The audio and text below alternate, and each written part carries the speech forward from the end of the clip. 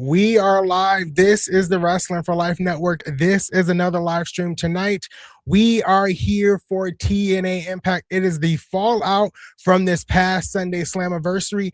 And we have the start of the TNA Television Knockouts title tournament. We got a stat card tonight. I'm excited to get into it. So let's get into it.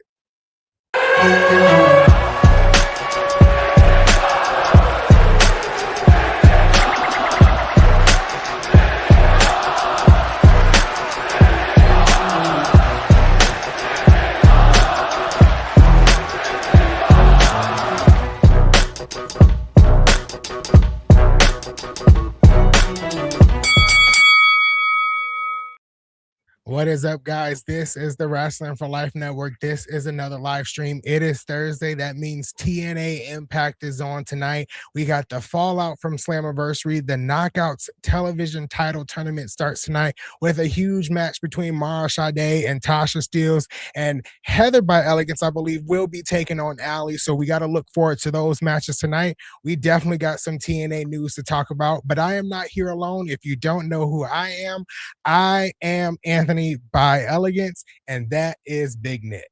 Ladies and gentlemen, boys and girls, children of all ages, the Wrestling for Life Network proudly brings to you its tag stream champions of the world, the man who puts the T in TNA, Ringsider Anthony. I am Big Nick, and like we were talking about before we went live, not only is it heating up outside, it's heating up with TNA. And there's plenty of news going on. We got to come up with something better for the Knockouts TV tournament. There should be the KTT. I like that. Okay. KTT. Yeah, I like that. Yeah. But that's popping off of with what you sent it before I even had seen it. Of like, look what they're doing to us. Look what they've done. They're putting our girls against each other. That feels almost like that should be the final of this tournament versus a first round bracket matchup. I get that we can go through the bracket at some whole point. Like they've got some TNA talent, some Evolve talent, some indie talent, which I dig. I hope maybe they signed some of the indie talent. But I think they could have maybe put some heavy hitters. Like you got a 1 and a 2 seed, and then later on you got a 16 and a 4 taking on. Yeah, I mean, Tasha Steelz, Mara Sade, two of the top knockouts in the division, if you want to say, in the first round. Like you said, to me, that's at least a semifinals, right? Yeah. At the bare minimum, a semifinals, but it is in the opening round. So yeah, tonight Nick and I have to battle it out because Nick likes Mara Sade. He likes Tasha Steelz, but he's more of a Mara Sade fan, and I'm the reverse, more of a Tasha Steelz fan. And but I like Mara Sade. So one of us is gonna come out of this stream a little bit upset, but I am excited for the tournament because the bracket is stacked. Honestly, there is some people we could have maybe not have in it, like Alicia Edwards. I love her. Yeah, hey, we agree. Finally, we agree. Trash. Right? As a wrestler, she's not there. But I do like that we have Thea Hale in there. We got she ain't doing anything else. She's not doing anything else. To where she's trying to shotgun energy drinks and failing. Exactly. And then we have Vicious Vicky, indie talent there, which she's been on TNA a couple of times, and she's shown some really good wrestling in there. So I'm excited to see her. I think she takes on Indy Hartwell in the first round. But yeah, the tournament is really looking nice. Well, we could do without maybe a Wendy Chu. I think we could do without a Wendy Chu, respectfully. That might be personal bias and everything. I'll admit it. But also like a Gabby Forza's in this taking on Jody Threat. I honestly hope they sign Gabby Forza. I think she's super talented. I think she's done great on the indies. And for crying out loud, I believe her husband now officially already works for the company. So why not just everybody loves wrestling couples. Have the wrestling couple work together under TNA. TNA needs to fill out their roster because they're losing people left, right, and center, it seems. Yeah, they definitely have to fill out the knockouts roster. And then when there's knockouts openly, not knockouts, I'll just say wrestlers on Twitter openly saying they want to be with TNA. There's a couple of knockouts that have said that, like, or future knockouts, I should say, that have said that, like, come on, let's get on board and get these knockouts in. Speaking of somebody who wants to get on board, what is her name? Kiera Hogan came out today and said she wants to be back in TNA. She feels like TNA is her home. She wants to be back with her friends. She wants to team with Tasha Steelz again. And I'm like, are you With hearing arms this? wide open. Yes, please, please. What are we Yeah. doing? Like, are you hearing this? There's people openly wanting to join your company. Come on now. And Kiera Hogan has history, especially with Tasha Steelz being, they were the Knockouts Tag Team Champions at one point. I think they called themselves Fire and Flavor. I mean, yes, please, like, get some of these women in the division. Right. Well, speaking of people who openly want to be there, it seems like we got all the people in the chat that openly want to be here with us, and hopefully more join along too. But top three from last night, Spraz. I just combined everybody's name into one. Spaz, Bradley, and Reedy. Those are your top three. Those are your chats in the points in the chats. I can speak words. The more you super chat, the more you sticker, the more you get in that chat. And we trust me, we click on as many chat messages as we can. The more you get in the chat, the more points you get. Get on the top three up there. Someone's got to knock Spaz off the perch again. I know when with WWE did the UK tour and everything like that, Spaz was, taking a couple out. Somebody's got to knock that man out the top. Absolutely. Yeah. We got to get somebody in here to take him out the top. Right. But do you want to say hi to the people out there, sir? Yeah, let's say hi to the people. We'll start at the very, very top here. We got Zach up here saying National Hot Dog Month, Big Nick and Anthony. What fun facts? Thank you for the fun facts. John Moxley month. John Moxley month. Happy John Moxley month with you, and happy John Moxley month with you too. We got Eric down here saying, hey, Wrestling for Life buddies, really, I guess he's saying ready for the Thursday night taped wars tonight between Impact and Collision. Happy birthday to Bret Hart, Robbie. Margot Robbie. I'm assuming he's trying to say Margot Robbie and Lindsay Lohan. All right, and Lindsay Lohan. Yes. We do have the taped wars tonight. And Collision wanted to do extra and go 2 hours and a half. Does that to you seem like this is blatant competition between TNA and AEW? But Your Honor, they're trying to get their talent off on the 4th of July. The same reason why SmackDown was taped. I can see where you might be leading the witnesses into this as a planned attack, but I feel like this is at least them trying to do right by their own talent. This instance. I would accept that if it was just 2 hours, but they decided to go half hour into the second hour of TNA. Again, Your Honor, if we can use Dynamite or any of their other shows as evidence against the defendant here, that they commonly overstep their time limits. They have a problem with it. We understand it. They're in rehab for working on overruns. They're working on it for their habitual line stepping problems. Anyone get the Charlie Murphy habitual line stepper? We got Damien down here saying looking forward to Eddie Edwards versus Leon Slater. Yeah, that was a match. That was a match announced earlier today, I believe. So I'm kind of excited for that too. Ronan, the fallout from TNA Slammiversary is here. What up, Roman? What up? Let me see if I can go down a little further here. We got Sean saying, what up, Wrestling for Life fam? I hope TNA can put on a good show tonight. After a great pay-per-view, they need the momentum. I agree. I feel like tonight's going to be really good. The card seems to be really good. A lot of momentum heading out of Slammiversary. I feel like tonight may be it for it. Much like Dynamite, and to most people, it seems like Dynamite had one of their better pay-per-view fallout shows, their after pay-per-view shows. Does TNA also kind of need that of, all right, we had Slammiversary, that's really good. There's still been all the public perception, the whole issues and everything like that. Do they need to keep the good times rolling out here? We have to have another good show and another good show and another good show. Yeah, at least for TNA standpoint, they do have to kind of keep the momentum going. Tonight needs to be, not a home run, but it needs to be at least good. I don't know who said Dynamite was good from last night. They may be lying. But Your Honor, what I said was, if the court stenographer, Boston, or whoever in the chat could read it back, what I said was it was their best post pay-per-view show. Nowhere in there, Your Honor, did I say it was good or great or any of use of those descriptive terms. I just said to most it was perceived as the best post pay-per-view show. But was I've it? been missing wrestling court. I've been quoting all this lawyer stuff out here. Yeah. I don't know how good it was. That's just me personally. I don't know. I don't know. Hey guys, so Ant with releases, is the roster okay? Okay. Do they need some new blood, and who would it be? Who would that be? We'll definitely get to that like later on. So I'm gonna start for a minute. But yeah, the roster is okay.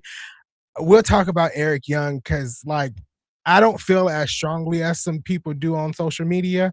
Um, but we'll get there. We'll definitely get there as we get through the chat a little bit more. Sustained, overruled. Sorry, shout out Lady B. But yeah, so I'll go back to where you were with Ken up there. We got Daniel down here saying, "What's up, people? Happy Thursday." We got M saying, "Who you know or how you know? How you know? You got to How do the you Andrade, know? but how you know? How you know? How you But know? how you know? He also mentioned that Collision is on too. I think Nick will be keeping an eye on Collision. I didn't know I was on that duty. I can do double duty. You have to be on that duty because I'm boycotting it. So I thought we were gonna just boycott it all together, but I can. Okay, I'm cool. I'm cool with boycotting. I can do that due That's just diligence. me. I don't have the preview pulled up or anything like that. But That is just me. But what up, Boston? We see Jake in the chat. What up, Nick and Anthony? What up? Sterling said, I'm already an hour in. I can't read tonight. I'm already an hour into the episode of Impact. You must be in Canada where it starts at 8. It starts here at 9 in the States. And R1 is trying to make me upset with his 3 more months until Triple H takes control of TNA's creative. Fair enough. Well, I don't want to make you upset, but I'm actually excited right now. Since you wanted me to turn on Collision, I'm actually excited for what I'm getting right now because I'm getting Shane Taylor Promotions taking on the Bang Bang Gang, which I guess also Adam Copeland got thrown in there. I thought it was just Bang Bang versus Shane Gang. Bang Bang versus Shane. Oh. I mean, you don't have to have Collision. No, but I mean, if we're going to say it's the taped wars, I've been calling out the 2B Night Wars. So, I mean, if they're going to do it, we cover all the wrestling. Often imitated, never replicated, never duplicated. I'm going to let you take the cover all the wrestling portion of this stream tonight because I'm only going to be watching it. You got you. I got you. But yeah, we got a couple of minutes before the show starts. It's 8:58 right now. Show starts at 9. So for a brief second, we could talk about, I think we all knew Mike Santana was leaving. Right.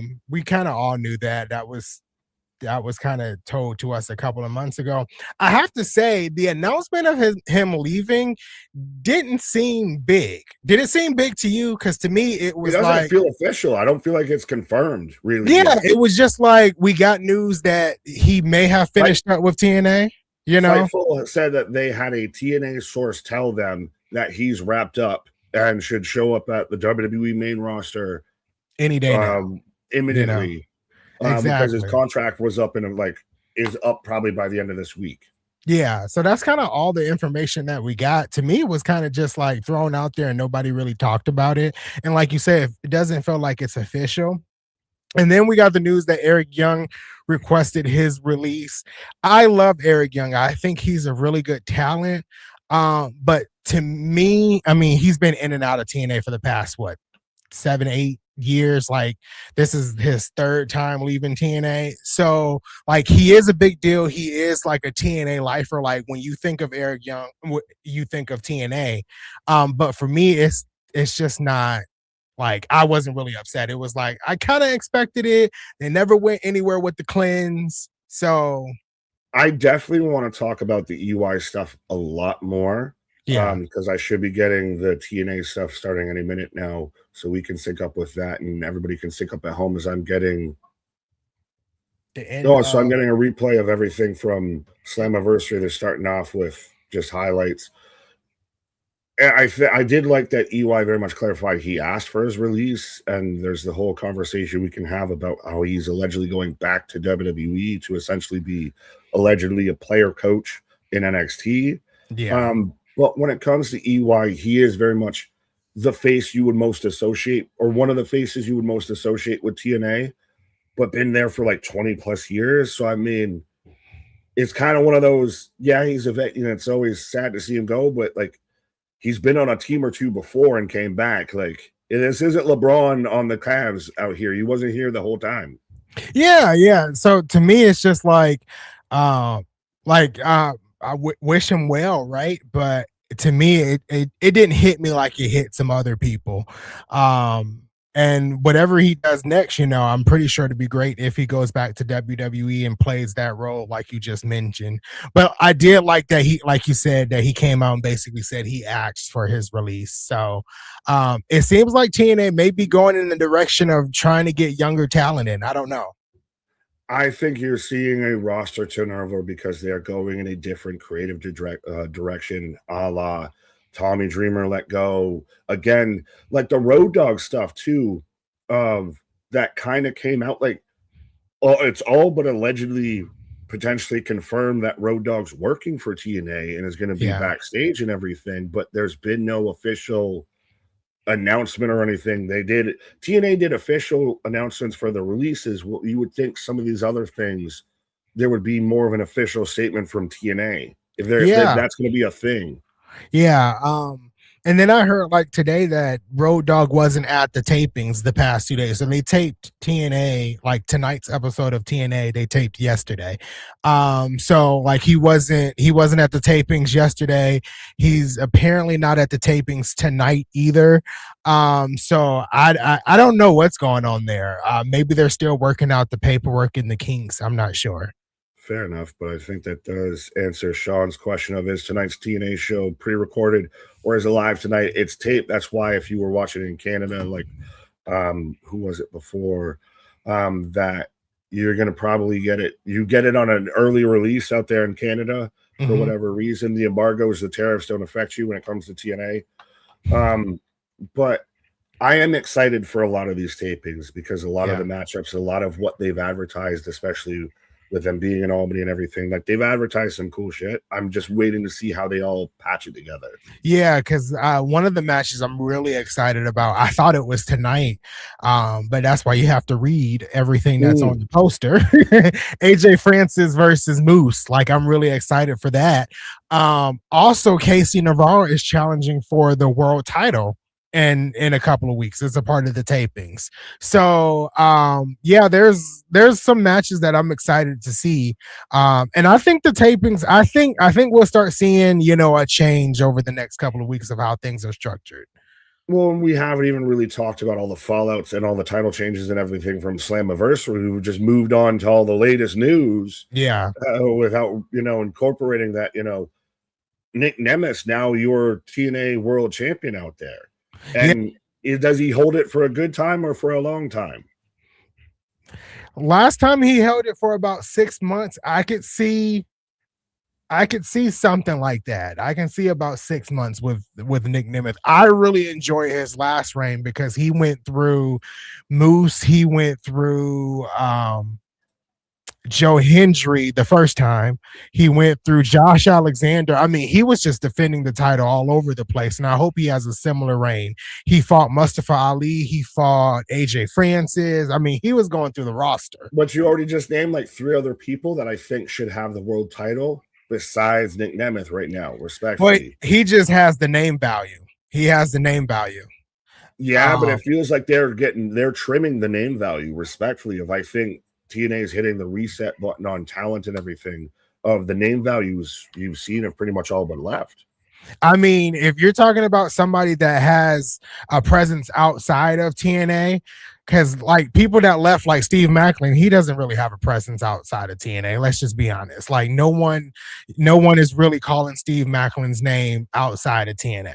So like you're going off of just the Ziggly push. Absolutely. If you're gonna put the title on somebody that has a little bit of name value, you're definitely gonna put it on Nick Nemeth. That's how I feel. Well, fair enough. Well, we've got his uglier, less successful brother out here, Ryan Nemeth, about to take on Casey Navarro. You spoke of Casey, who's going to take on Nemeth at one of the tapings. Could he? This is the only thing that is kind of with the tapings and everything, because if we would have gotten a title change, that's not getting spoiled. So you gotta know how things might already go. Yeah, absolutely. Um, I mean, the only time I've seen the a title change on a taping that was like a major title was the Knockouts title, but yeah, I wouldn't see like a world title changing hands on the tapings. Fair And enough. I wonder, if you know, I know Carlos wanted to go live more. I don't know if it was a pushback by um Tommy Dreamer, but I thought they would be live more this year, and clearly they have not been. But maybe over the next 6 months, we'll see them live a little bit more.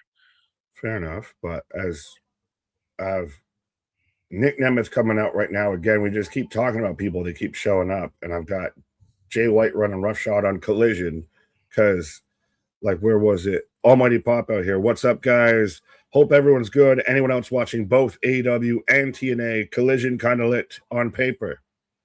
This guy is watching Collision. You made an enemy with Anthony with that statement.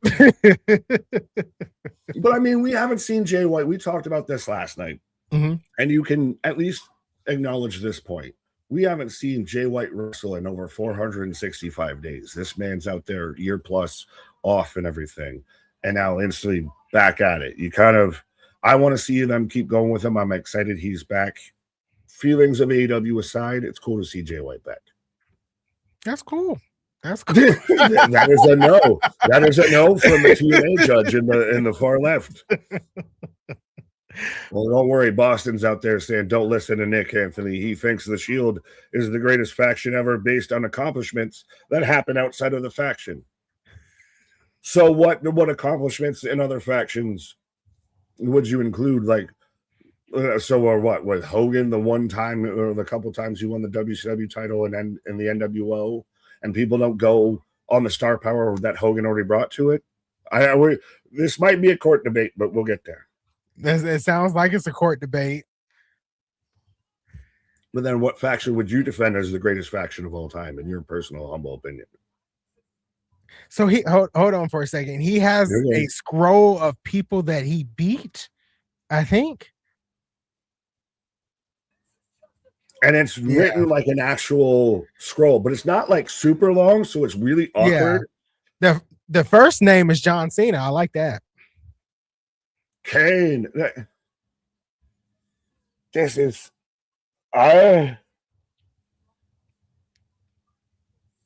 you're mentioning a lot of people who don't work here. This looks like, the start of Shrek a long time ago and far, far away. Yeah, like that's ever gonna happen.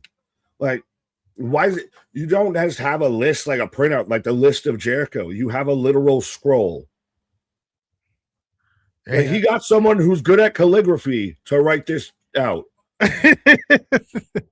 Who knows anyone that's good at calligraphy? I feel like this is where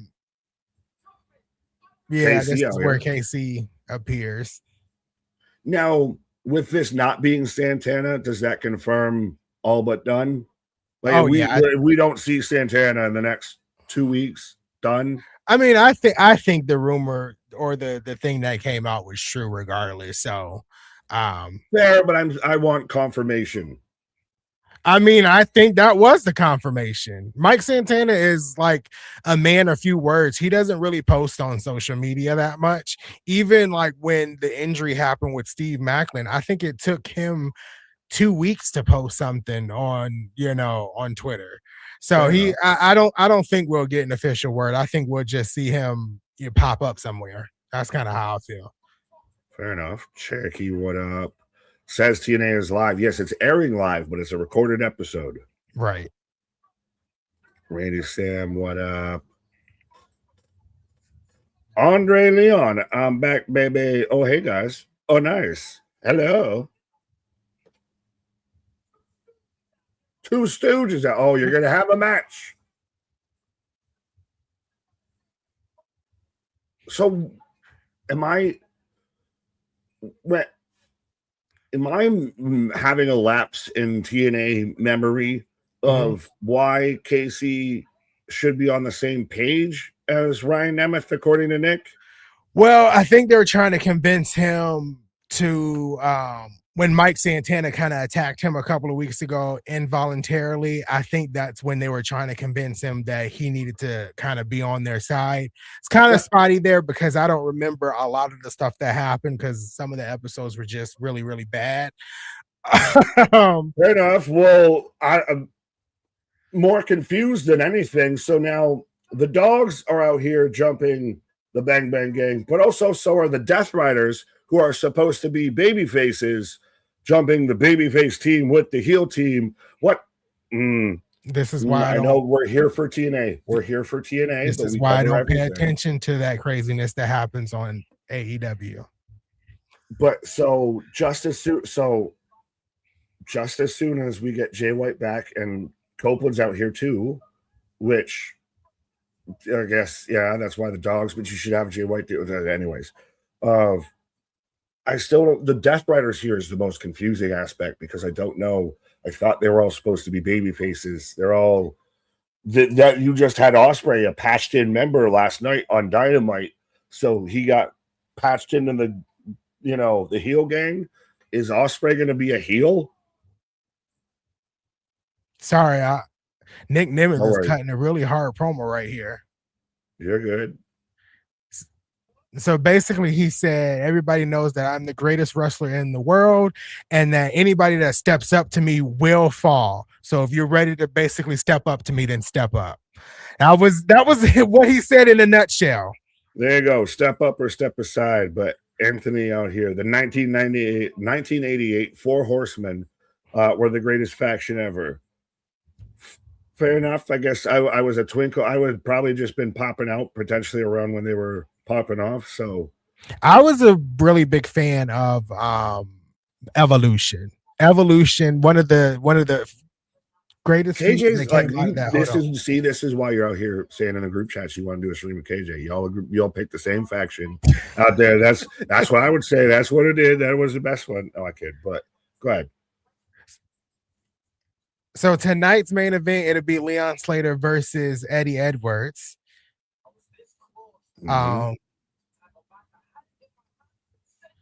So he's saying he was basically devastated. He was so close to getting that X Division title back on Sunday, to be honest. And Cedric, you stole it. You what, bruv? I can see them having a match at Lockdown between Leon Slater and Cedric Alexander. I would kind of want to see that in a cage because every match will be in a cage. Yeah, well, and then we've also got Destination X coming back.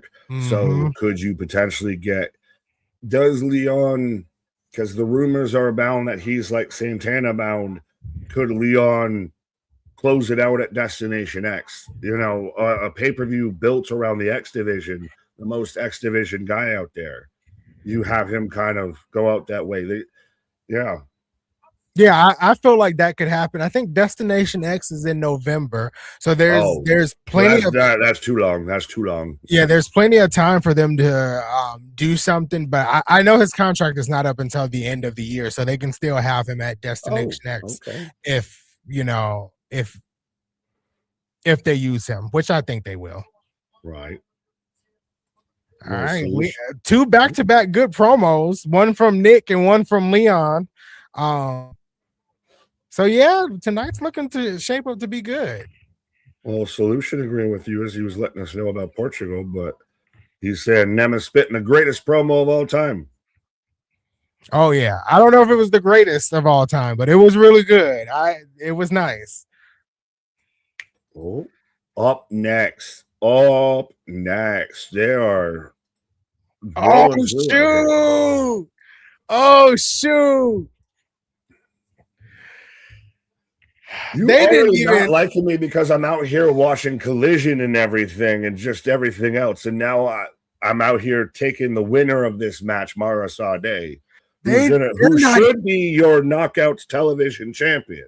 They're not wasting time because I thought this was going to be like later on in the episode, but they're kicking off with this. Could this have main evented? I said in my preview that I felt like this should have been the main event. The people's main event's about to happen. Right. But Yeah, I mean, I'm not gonna go against Tasha because I love her, but I don't think she's winning.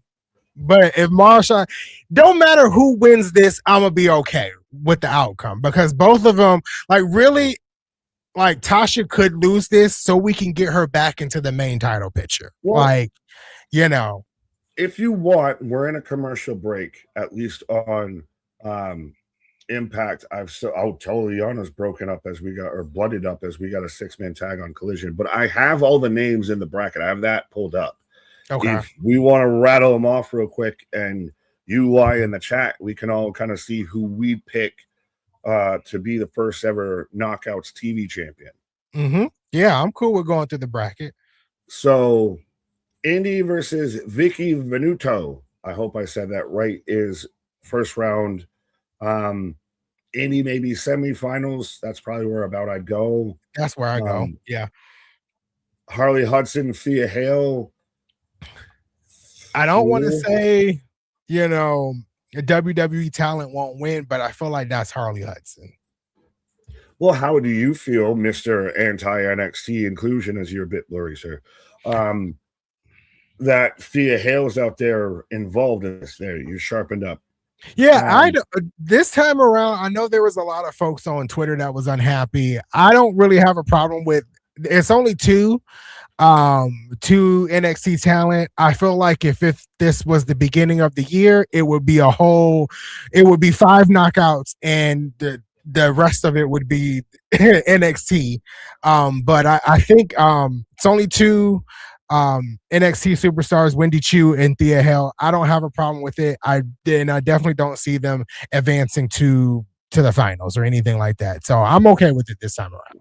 Fair enough. I mean, it does name value-ish, and also, though, you could have maybe had some indie talent in there, but Kareem agreeing absolutely. The TNA Women's KO Championship, the KTT, I think we're crowning it now. The KTT about to be fire.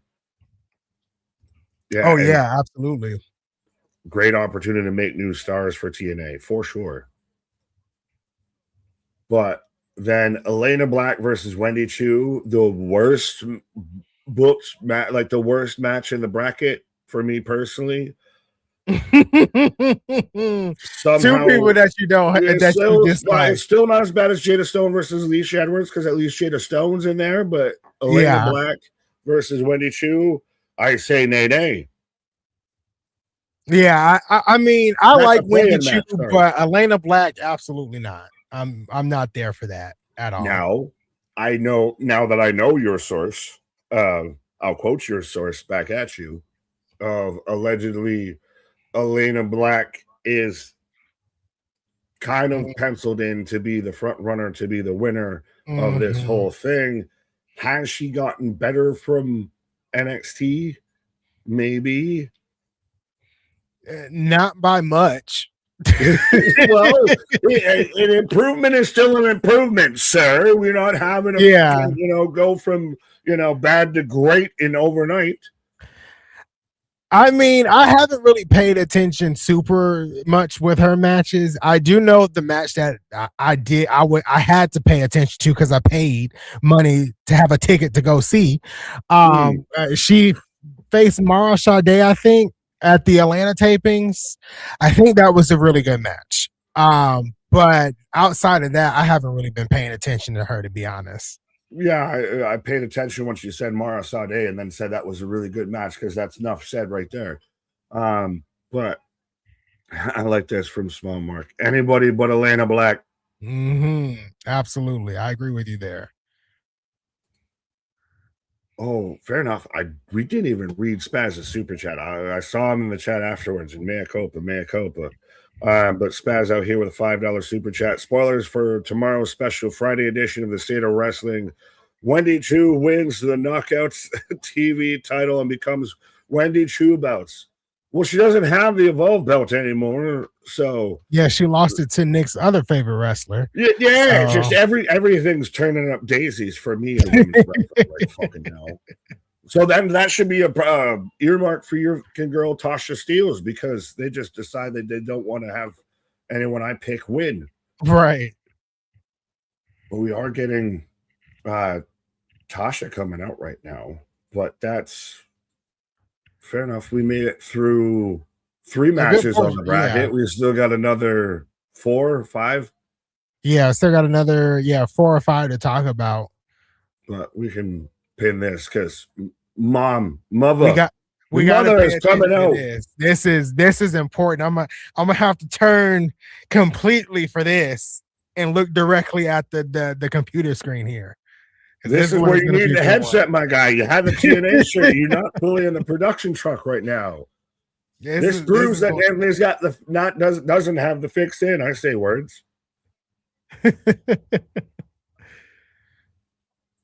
How do you feel? That's such an old school thing of having the little in the corner promo while they're already in the ring. Yeah, that's definitely old school.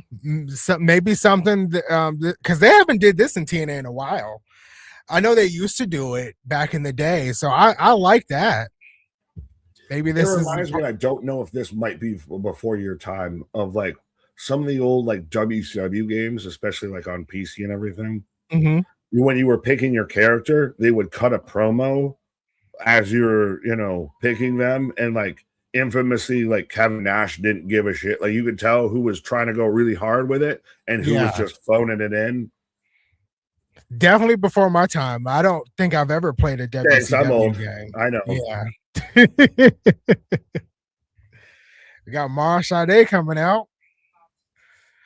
Ever since this match was announced, Tasha and Mara have been kind of throwing words at each other on social media. But yeah, I saw it mentioned in the chat, and I know you're not normally here yet for the Tuesdays and everything, but yeah, this match gets all the yums, all the yums out here for this match. This is mine and Anthony's Super Bowl tonight right now, right? As on the other screen, respectfully, I'm getting Athena in a match right now. So Athena against who? Good question. I wasn't planning to answer that question. I know someone said it in the fucking chat. That fact checkers, let me know who Athena's taking on, because that's the number one spot in the women's gauntlet match that they're doing at Beach Break 2, which, by the way, next Wednesday, free mini pay-per-view. Whoa. Oh. Just back and forth pins from Mara Sade. Right. Tasha calling for a timeout. Didn't we just have Beach Break, or was that spring something? You had the Hollywood Blockbuster, and then you had Spring Breakthrough. Okay. So yeah, again, this is not meant as an insult. It is just literally the case of that AW does very much the WCW vibe of like, they'll have like the random weekly shows or kind of a special show. Something, okay. Yeah. It's a little like how at times like a TNA will have something that's like on a Friday or whatever. Yeah. That's not like a fully a pay-per-view. Mara Sade with a nasty drop kick to Tasha off the steel steps there. Athena versus Rena. Well, that's a nice little rhyme there, Kyle.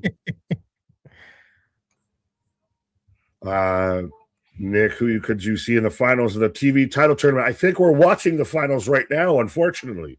And it's only in the first round.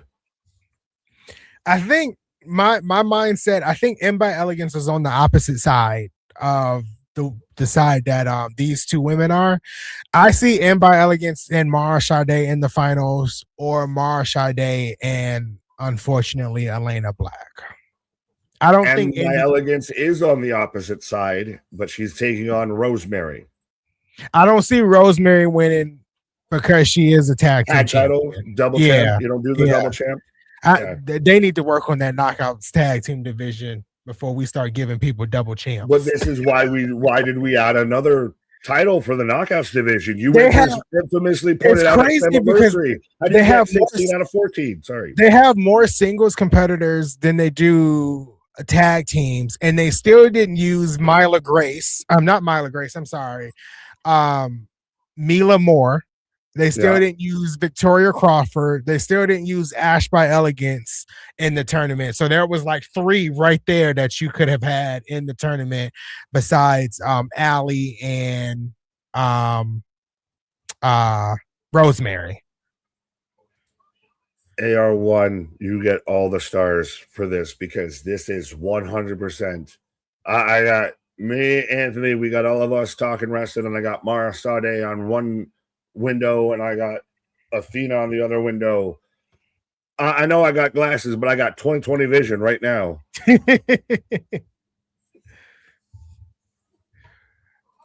Tasha hitting some nasty clotheslines tomorrow. Now it looks like she's going for a suplex. Anonymous Nick, who will be the next knockout, who will be a double chance. I think you meant champ. I think we were literally just talking about that. I don't think they'll do that because you back yourselves into a corner with that. We've seen it with AEW having, double champs and everything. Yeah. I'm not really a fan of like the double champ thing. Oh, Tasha to the top. Nobody home. Oh, my head. Ooh, yeah. Mara was way out of the way with that one. You got both women up. Tasha in a ring post? Not yet. All right. Let me know when you get now I got Tasha in the ring post. Dump outside? Yep, dumped outside. Okay. And I'm not watching on that rinky-dink computer tonight. I'm watching on my Mac. It was more of your browser. You were out there on the Microsoft Edge. You were edging the line. Oh, Mara up over. Ooh, Mara Sade over. In more ways than one. See, this is still to me why, and especially when I see what they were doing with respectively with Lash Legend. I'm not trying to take shine from Lash, but I'm highlighting both gals. Of Jakara Jackson was right there, like especially like in this women's tag team division that they've got now, which for spoiler alert for most of the 4 lifeys of the women's tag teams very heavily represented out there because the men's tag team divisions all but died. But Lash and Jakara were already an over tag team. You broke them up to fuck it up. Yeah.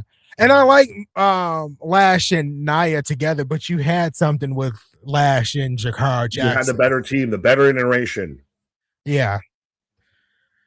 Mara Sade has complete control right now. But I will say also that gives Mara a shine, and I think Lash has had a really good solo shine too as well. Yeah.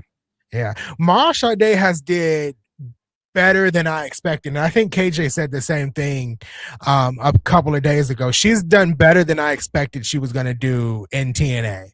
I knew what she had. Like I thought it was cool for her signing, but I didn't think they would really showcase her like they have. Nice power bomb. Yo, 1, 2 count. This is feeling like a finals match. Like this is because you believe anybody could win at this. Like we read through half the names and we could already pick out who's winning and who's advancing. Right. Which I get you normally have in the first round, but this is the first round. Exactly. I have to say I do like that this is more of a traditional tournament, not like, and I'm not knocking WWE, but I hated the fatal 4-ways into the singles match. I like no, they did well because the talent that they had there, anybody could have won. There was 5 different options by the time we were in the quarterfinals. And I mean, but then like we get to the finals and like they don't matter now, right? At least for the women it mattered, but for the men, like we put his opportunity on hold to go to Brock Lesnar. That title's always going to be. I've argued this, and I get fully, and I've been exactly in this exact argument. So I guess it's funny that now I'm trying to halfway argue back against it. Shoot! Out of thin air. But the man's young. He's always going to be there. They ain't booked Brock for a long time. They booked him for a good time to preview. So it's showtime. I don't know. I just feel like you advertise a tournament that says they'll have a match at I SummerSlam pitched for him the doing double title, duty, so I don't want to hear none of this. and he's not doing double. Oh, Mara Sade with the Moonsault! moonsault. That's it. 1, 2, 3. That was good. If she doesn't win, she's at least in the finals. Anything less, I feel on TNA's end towards my feelings with their creative is a disappointment. That's definitely a personal opinion there. Yes, well, I said fully. If she's not in the fucking, we've talked about half the bracket. If she's not in at least the set, like the finals of it, if she doesn't win, she's got to at least be in the finals. So I think if we look at the bracket, her next, so she'll be either going up against Jody Threat or Heather by Elegance and Ali. Okay, or Allie. Okay. So I think Heather takes it tonight, obviously, because Allie is the Knockouts champion. I think she can get past Heather by Elegance. So, but then on the other side of, so the rest of this part of the bracket is Jada Stone versus Alicia. So Jada wins there. Yeah. And then Jody Threat versus Gabby Forza. So are you going KJ or no KJ? I'm going Jody Threat and Jada Stone. Jada Stone really could beat Jody Threat, and I think in the semifinals we'll get Mara Sade versus Jada Stone. That's where I would get a little bit concerned because Jada Stone has it, and she could be a sleeper. I get the same way. Well, I get similar way there with the semifinal with you, but to me, it's Jada goes over Alicia. I take Gabby over Jody because, again, I want them to sign Gabby. I didn't think about that. This is where you can kind of make her the star. You got to have one of the indie talents make a bit of a run. No, I agree with you there. I didn't even think about that. Yeah. Because you could really have Gabby have a really good showing in 2 matches, and then they're like, "Hey, let's sign you." You didn't win the tournament. You lost in the quarterfinals, but what you won is a TNA contract. Yeah, and you have a really fantastic moment like that. No, I agree. I didn't even think about that. So Jody Threat goes under to Gabby. We get Jada Stone versus Gabby. Because we definitely know Alicia's not winning. Right, but as we're in commercial on TNA, and I got Athena and Rena going at it right now. But so out of, I guess, the South bracket versus the North bracket so if it's Mara and Heather and then Jada and Gabby, if we're going to go there. So who do you think makes it to the finals out of this bracket? We're going full NCAA tournament with this. Who makes it to the finals? So on the right side, that includes like Jada and Mara. I'm gonna do Mara. On the left side, I've been really strong on M by Elegance being in the finals. I think M by Elegance is going to get past Rosemary. I also believe M by Elegance is a better wrestler than Elena Black and Wendy Chu combined. Mm-hmm. So I'm putting M by Elegance right now to go as far as the semifinals. On the top side of that bracket, you got Indy, Vicious Vicky, because I don't know how to pronounce her last name, but I know she goes by Vicious Vicky. Harley Hudson and Thea Hale. Indy may advance. A shocker would be Vicious Vicky taking it. Between Harley Hudson and Thea Hale, honestly, I don't really care who takes it, but I'm going to just take the TNA knockout because she's a TNA knockout. Fair so, I'm gonna say Harley and Vicious Vicky because I really think TNA wants Indy Hartwell to be the Knockouts World Champion. They have hinted on that for months. And then between Harley and Vicious Vicky, I say it will be Harley, and it'll be Harley versus M by Elegance in the semifinals. After that, I can't really tell you if M can make it to the finals. Fair but I'm enough. Well, calling her going to the finals. oh, I think you kind of had to do a little bit of that just to keep your Elegance name brand out there. Yes. Of you got to stay brand loyal. I think you go Indy Fia, then Elena M, and Elena over M, probably Indy over Elena. Elena and Indy have kind of had a thing. Yeah.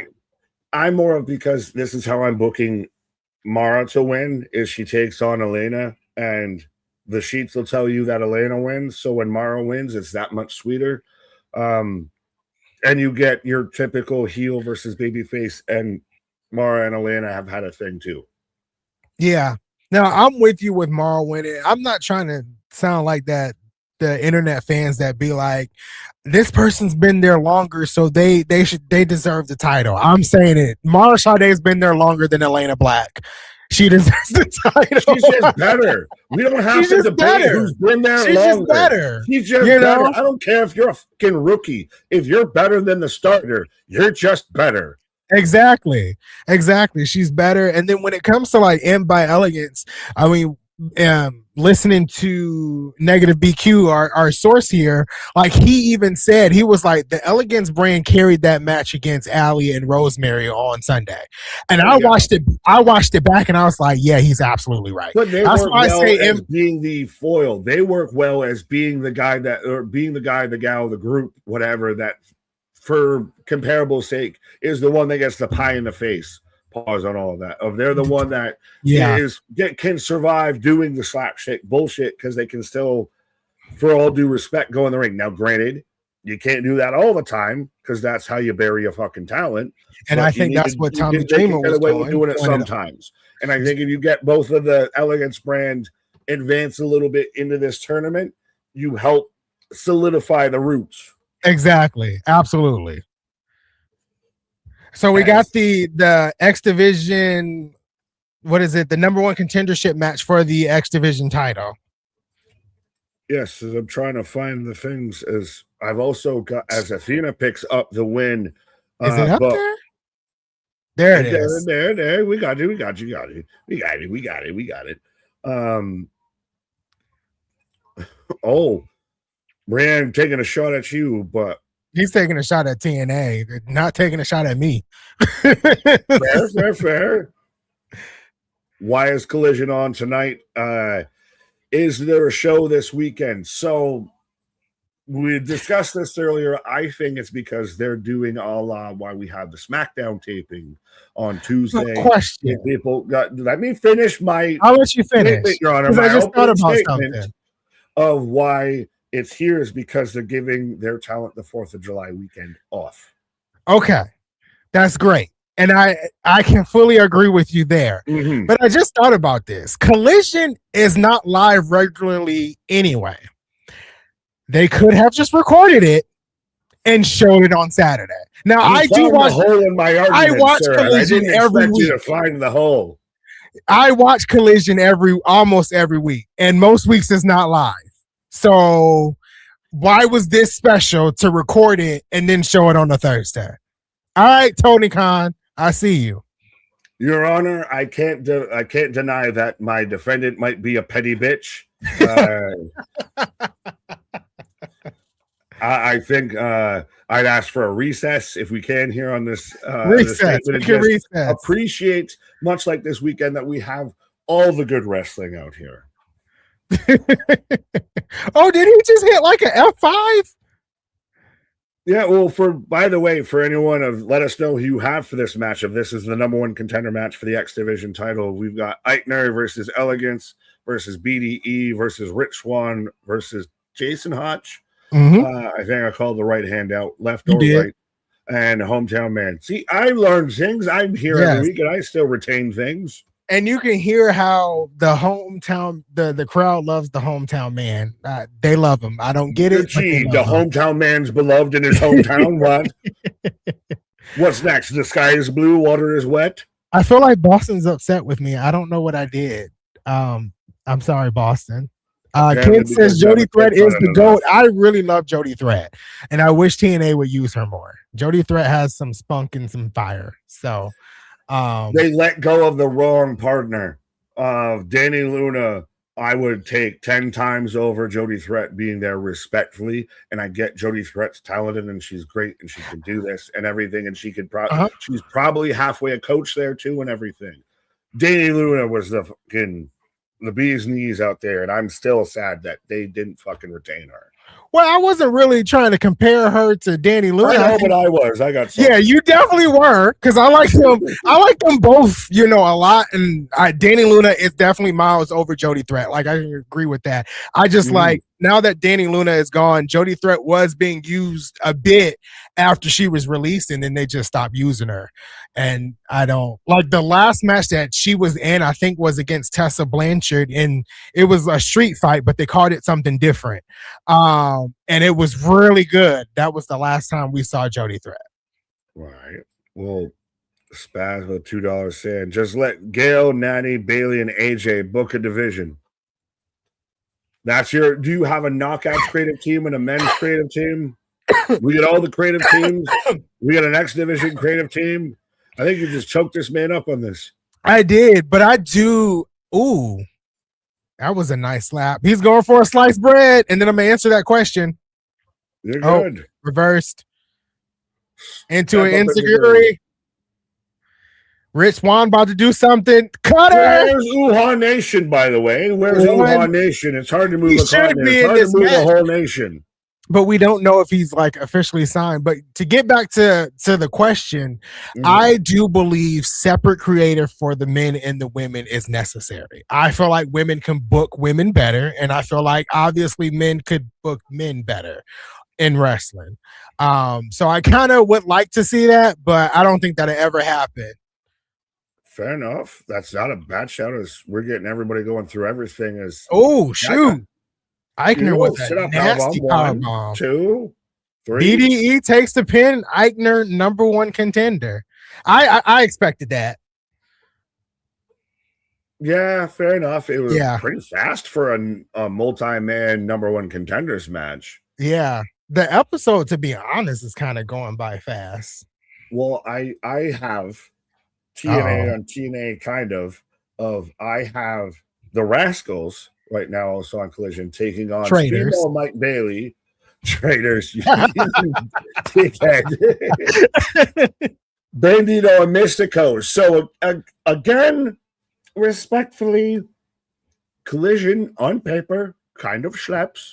Kind of that sounds like solid. Kind of again, if it's one of those, if Collision's just a show of I'm gonna watch good matches and fuck continuity. And that's mostly what Collision is. That's most of what AEW is, respectfully. That's true. Well, as we're getting the injury report,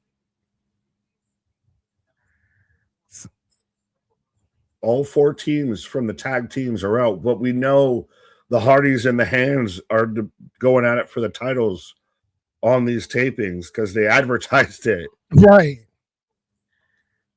The concierge is out. Good. Come. Yeah, I was glad I censored myself. And he's laughing.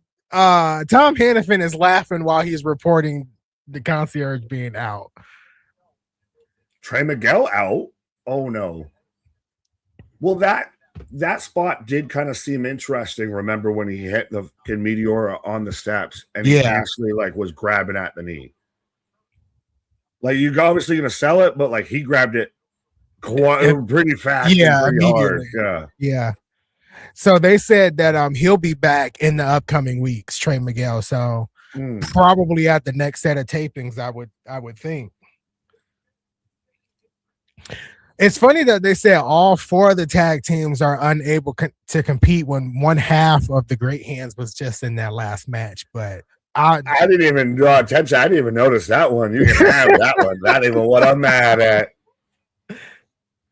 As, by the way, also they needed to add that Nick Nemeth, your world champion, is in peak condition. They had to add that. Yeah, but of course they're making him the dickhead heel champion. Right.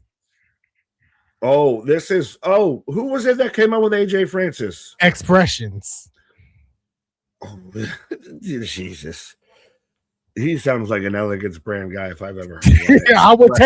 I would take him over Expressions Mr. by Elegance. Elegance. That's the cologne the Elegance brand should have been selling. I will take him over Mr. Elegance any day. There you go. He would be your Mr. Elegance. Right. Expressions by Elegance. He'd be the fucking the Old Spice guy. Now look at him. Now back to me. Now look at him. Now back to me.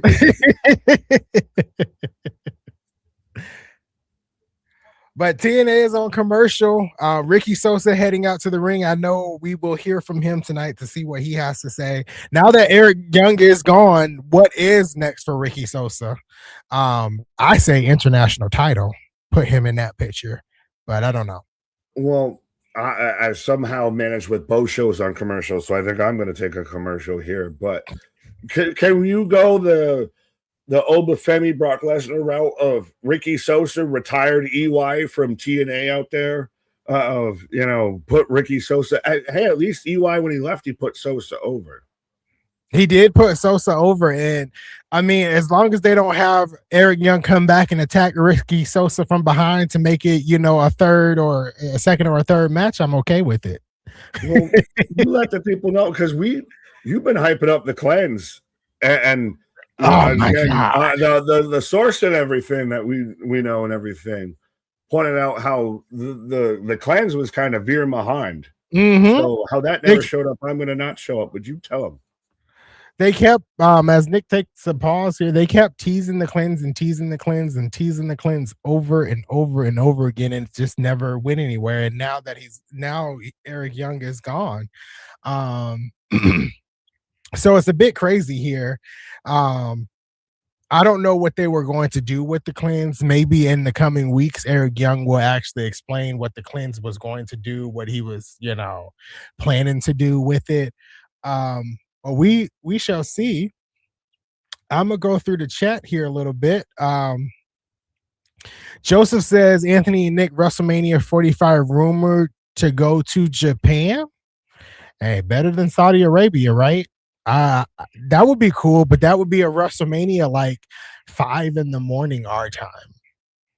I think it'd be very, very early in the morning for a WrestleMania. I know WrestleMania 44 is rumored to be in Nashville.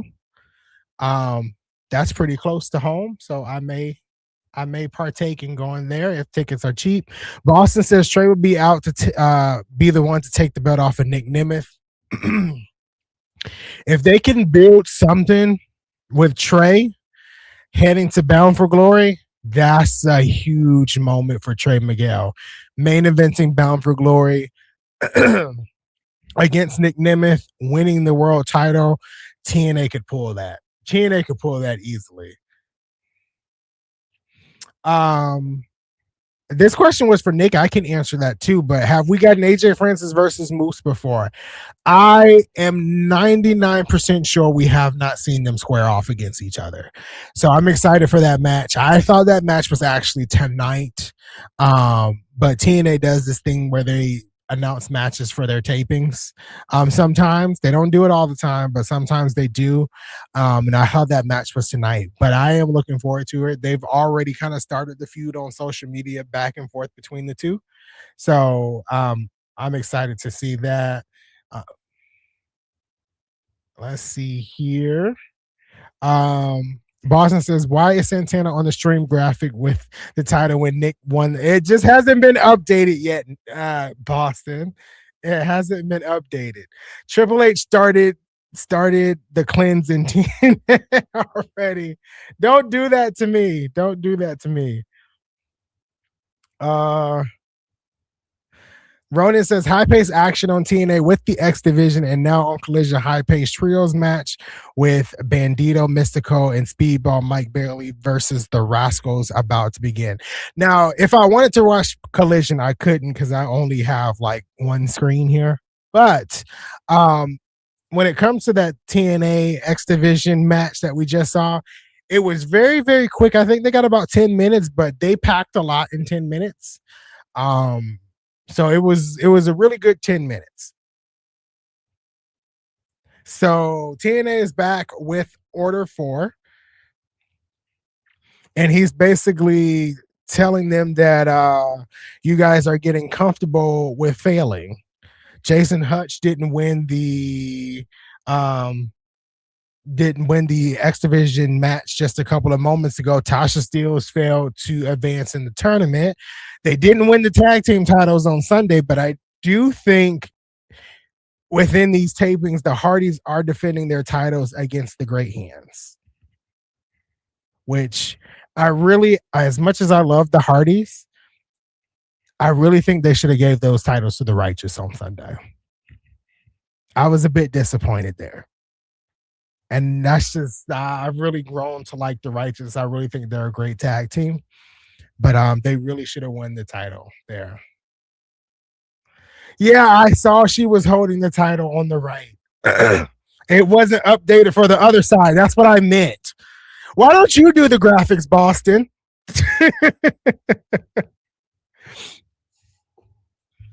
So Ricky Sosa is coming out. Like I said, we'll hear from Ricky Sosa tonight. He is we gotta find out what's next, honestly, for Nick Nemeth, which we think is Casey Navarro, for the Knockouts World title.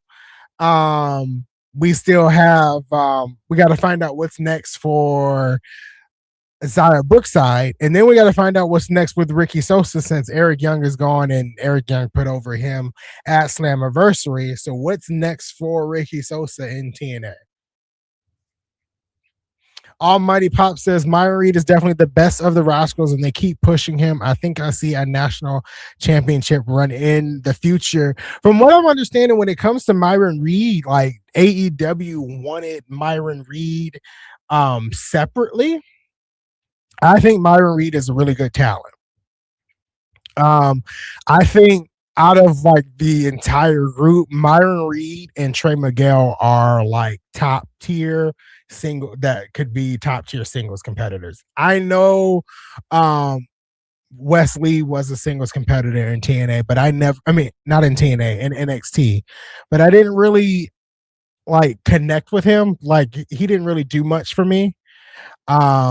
But I do think Trey and Myron are like the top singles in that whole group with all 4 of them. So Ricky Sosa out here saying that he stood tall. He beat Eric Young. I feel like this is the first time we've heard Ricky Sosa kind of talk. And I do want to touch on Randy's comment down here because I did hear this. But let's first hear what Ricky Sosa has to say, because I can't talk tonight. What Ricky Sosa has to say. As he now has to find, a new feud. So he's basically saying this is just the beginning. And he's proven himself already in TNA by beating Eric Young. He said he felt the stress and the pressure. And he said the only thing that was remaining was bang, bang, Sosa, Sosa. Oh, the Righteous. The Righteous come out.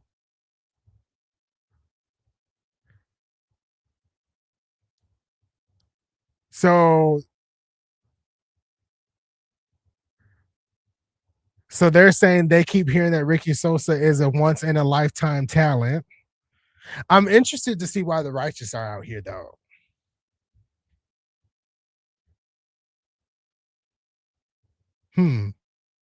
Now they're speaking in parables. Potential is lonely, it whispers and waits.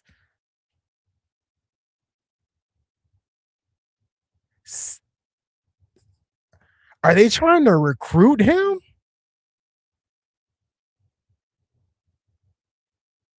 They said they reveal greatness.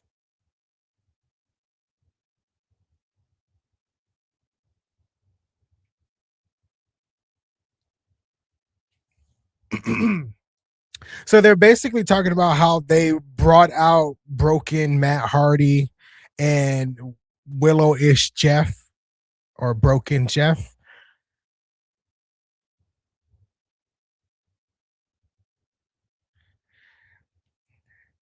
So he's basically saying we did that to show them that it was a new chapter for them. Yeah, they're trying to recruit him.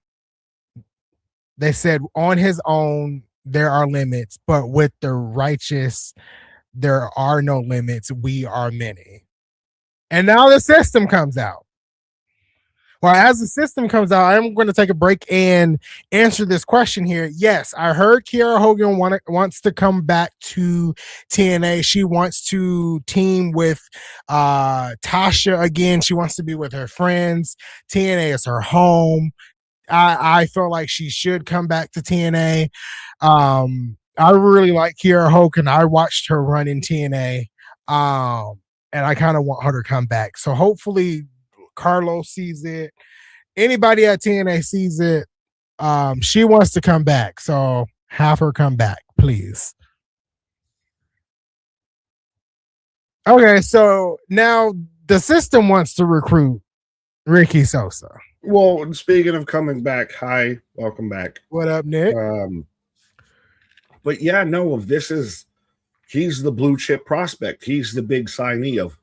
You said it earlier when I was on my pause of this is the first time we've really heard Sosa talk. I didn't know, honestly, respectfully, that Ricky Sosa could really cut much of a promo in English and everything because he's not from the U.S.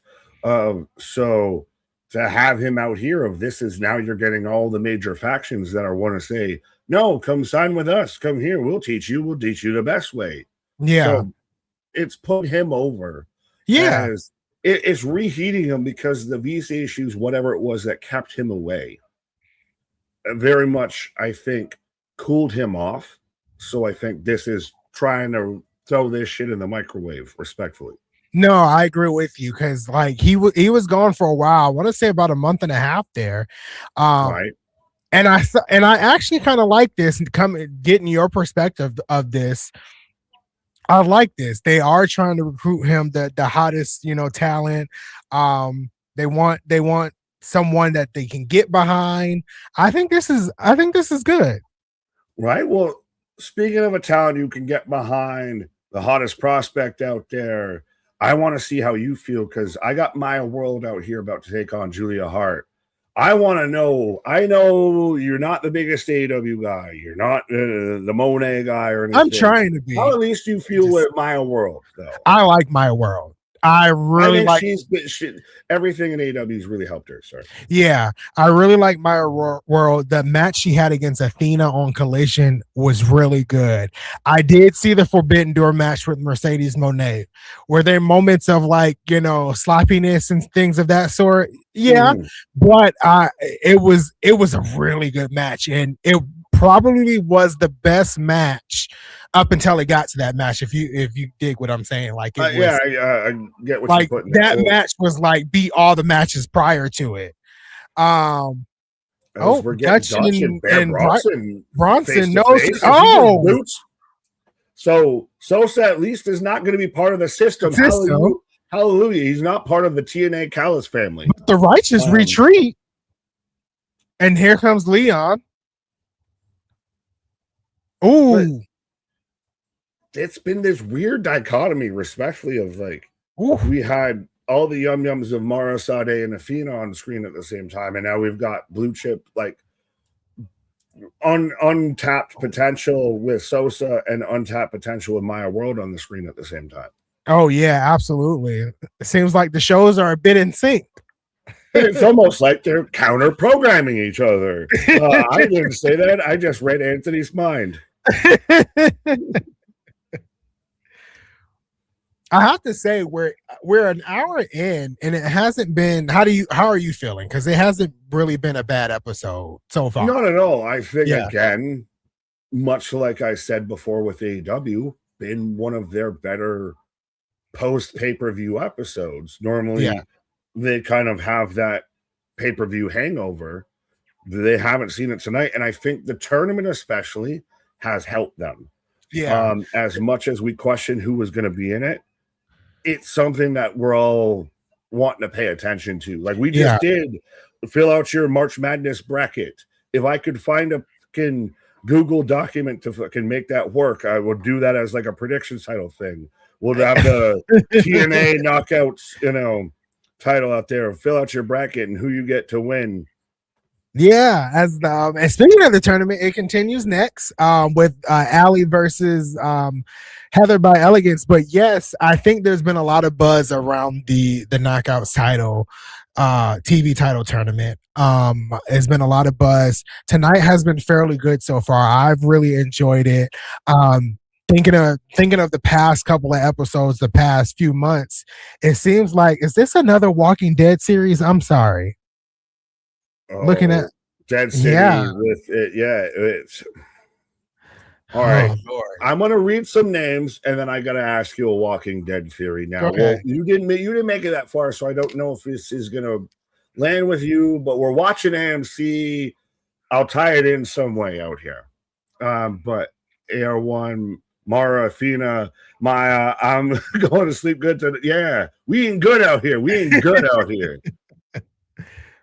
Vance going after Anthony's love and affection. Austin Powers is still mid. Lies. Anthony, do you think if Leon Slater does leave TNA, does he potentially follow Mike Santana to WWE or Steve Macklin to AEW? We don't know where Macklin's going up. Yeah, we don't know where Macklin is going. If he goes to AEW, I fear he is going to be the 90th member of the Don Callis family. Don't you put that evil on me, Ricky Bobby. Don't you put that evil on me. For Leon Slater, like if he does leave TNA, I think he's going to NXT. Yeah.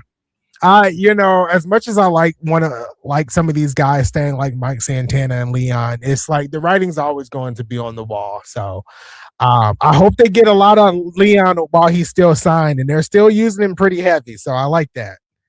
Right, but out here doing his best death poetry of I had my hand slapped and but now I've read through the chat and I forgot the initial point we were trying to get at here. You were going to ask me a question. I don't know if it was pertaining to Walking Dead or not. Oh, yes. Okay. That's what it is. Because it was another. Thank you for Lazy Susan Brain. So now that obviously, did you at least get to a spoiler alert for a franchise that's already been spoiled 1,000 times? How Negan takes out Maggie's husband, King Glenn. Yes. And everything. And then series. Yeah. Okay. Well, then in past. Oh, I thought you gave up at some point. Mea culpa. I did, and then I came back and finished. Fair enough. But then since then they split off, and at one point, like Maggie and Negan kind of got close and everything like that. Yeah. Y'all think they doing the hibbity bibbity and everything like that? Like, do you think they've at least dabbled into that a time or two out there? Like, even though, like, how rude and just Glenn's ghost is just watching that, like, the fuck out here. This man smashed my fucking skull in front of you, and I'm you out here bopping and hipping and hopping. I'm pretty sure they probably have. I didn't even know. I mean, would you be getting down doing that? And I don't know. Apocalypse? I don't know. They probably would. I haven't finished. No, I didn't know they had another Walking Dead series. I thought they have all of them. They're milking that shit like Game of Thrones out there. Oh man, I'm not all about dragons. Dragons is cool. I don't need to watch 3 seasons about the dragons might show up. Hey, there's the dragons. I tried that show. Game of Thrones. It's like even the Lord of the Rings TV show and everything. Like, let me just enjoy the fucking movie. Like, you did the one thing good. Just stop doing it. Like, Mayans with Sons of Anarchy fucking flopped. I had this conversation with Boston a couple of days ago. That's how I felt about Star Wars. Like, I was cool with I was cool with all the Star Wars movies, and then they did The Mandalorian and all these other movies. Grogu? You're not a Grogu guy? Yeah, no. And I just kind of fell out of like love with Star Wars because of all this extra stuff. Just feed me the movies and I'll be okay. Fair enough. Well, Sam, what up? Sam, I think we have a love-hate relationship. But appreciate you. But I'll tie it back into TNA as Maya goes for a 1-2 count from Knox. Some people have said, and kind of starting to guesstimate what have you, that the AMC deal for TNA might be a bit more of a snafu than what was ever truly estimated of that. Did they jump too high? Is it really AMC getting behind? Like what? Like they've moved to TV and now they're having the issues perceptionally. So is it the jump to TV that kind of they reached too flat? They flew too high, Icarus. I don't know if AMC is really involved with like that. Like, I don't feel like the deal or anything was shady or bad. I really think that Tommy Dreamer thought he was doing a good job. I think that's really what it is. His sweatpants and a tri-ponytail. Have you ever seen another human being that wasn't at a rave on all sorts of Flintstone vitamins with a tri-ponytail looking like a triceratops? Right. I think Tommy Dreamer just thought he was doing something good and he wasn't. And I think a lot of fans expected things to change and they didn't. There was a period of time where from like Genesis to Rebellion, they were doing good. And then after Rebellion, it seems like they just didn't have anything to go, So I don't know. Speaking of thinking that they were doing something good and they weren't, though, Elias out there he had a smoking guitar that randomly had holes in it and everything. It just all sorts of weird. This is so weird. But we got the Elegance brand coming out, or Heather by Elegance, I should say, coming out. Right. For the Knockouts TV title tournament. That's too many T's in that name. Like I said, KTT. Nick, why you say that? Why you do that? But then you also said, good call. So what should I do? But so this is a thing for this whole tournament of doing the, promo before the match as they're doing their entrance, which isn't bad. It's just very unique. It's unique, one of those. Yeah. I felt like I've seen it a moon ago. Yeah, it's definitely unique. Haven't seen it in a while here. I don't know how I feel about it. Like I know this match will at least be decent. I know Heather by Elegance is really good in the ring. Allie, I like her. Not saying she's bad, but I like her. Fair enough. Heather, respectfully, not too familiar with your game. Allie, been on the bench for quite a bit. You missed a couple of seasons before you were back in a starting roster out here. So you might have some rust that you see as collecting dust. Yeah, that's a good way to put it. That's definitely a good way to spin it there.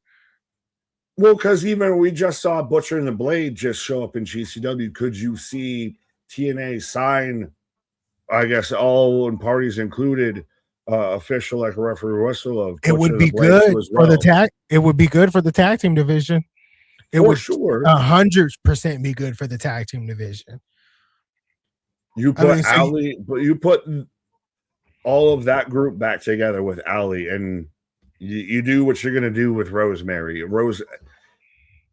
I love Rosemary, but at this point, she's more of a legacy than anything. She's a bit like the EY situation of you're there as a legacy and nothing more.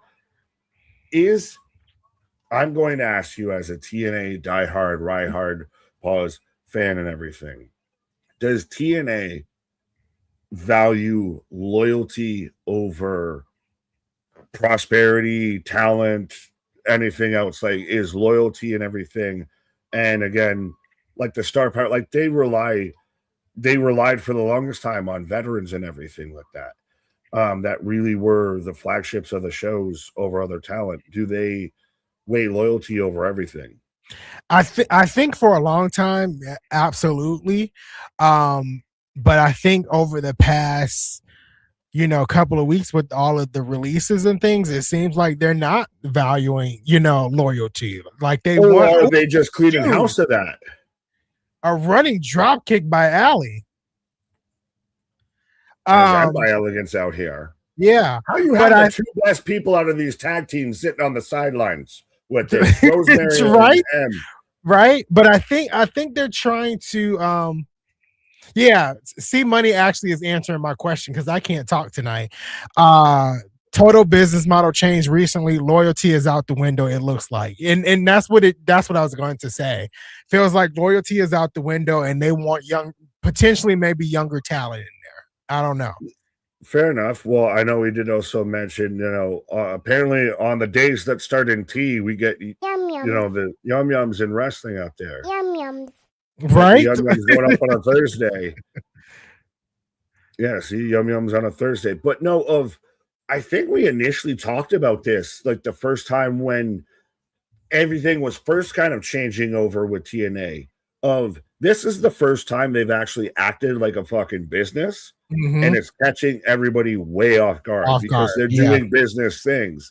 Like, all due respect to EY, but it's not a huge loss. It's a huge loss to a casual fan who hasn't been watching weekly. Same thing like with the Tommy Dreamer mutual parting. That, it's an interesting move. It initially kind of caught me off guard because it felt like a move you didn't need to make. But it's not the hole in the ship that everybody likes to act like it is. Yeah. Yeah, no, absolutely. Yeah, it wasn't a big loss to me.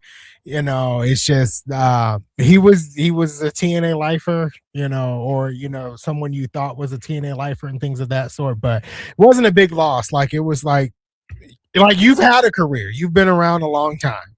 Well, was it like we talked about, or I mentioned with the loyalty and everything like that?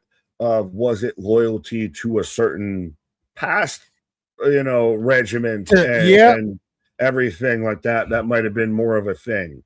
Definitely more loyalty to D'Amore. That's what I think it was, because they're getting a lot. Canada, they're getting rid of a lot of the D'Amore people, the Scott D'Amore people. If anybody has noticed the trend. They're trimming the D'Amore to sign more, if that makes any sense. Right. Well, Heather going to the top. Nice move, move, but she missed it. Mid rope, not top rope. Mid rope. I keep sliding into that, man, every time I do something like that. Mid rope, not the top rope. I would have gone from the top rope. They say I'm the top guy. I don't believe it, but they say it so much. Why not? But she hit it from the mid rope. Ooh. Back and forth between. And now I can't slip out of it. Fuck. But no, now how do you feel? I don't want to fully talk over this match, but how do you feel of the rumors, the things, the talks, and everything that he's just going to go right back to WWE and be agent, coach, player coach, what have you, for WWE? I mean, I guess that's like his doing, right? To me, I don't really have a preference of where he goes or what he does. And it's one of those cases, like, as long as he's happy, that's addition by subtraction in your eyes, I guess. Yeah. Oh shoot. You got Allie kind of having Heather tied up in the ropes. Allie, though, not showing as much rust as I thought. This match has been better than I thought it was going to be. Well, she's had a couple of the tag matches and everything. She's done the undead stuff, so it's not like it's her first match. It's just her first match, I think, as a singles. Rosemary takes out M. Heather got the better of Allie right there. Now she's going to the top. Oh, why were you setting up like that? One, two, three. Heather advances just like I thought. You can have that. That ain't what I'm at. Yeah, I thought Heather was going to advance, so it'd be Heather versus Mara Sade in the quarterfinals. I think I got that right. Yeah. Heather versus Mara Sade in the quarterfinals. So now again, we've gone from the enemy of the friend of my enemy is my friend, or whatever the saying is. I fucked it all up, but of you and I are going to be battling out again. Of now, you're going to clearly take the Elegance. You have to. It's in your name. I know it's in my name, but I think Mara Sade takes it.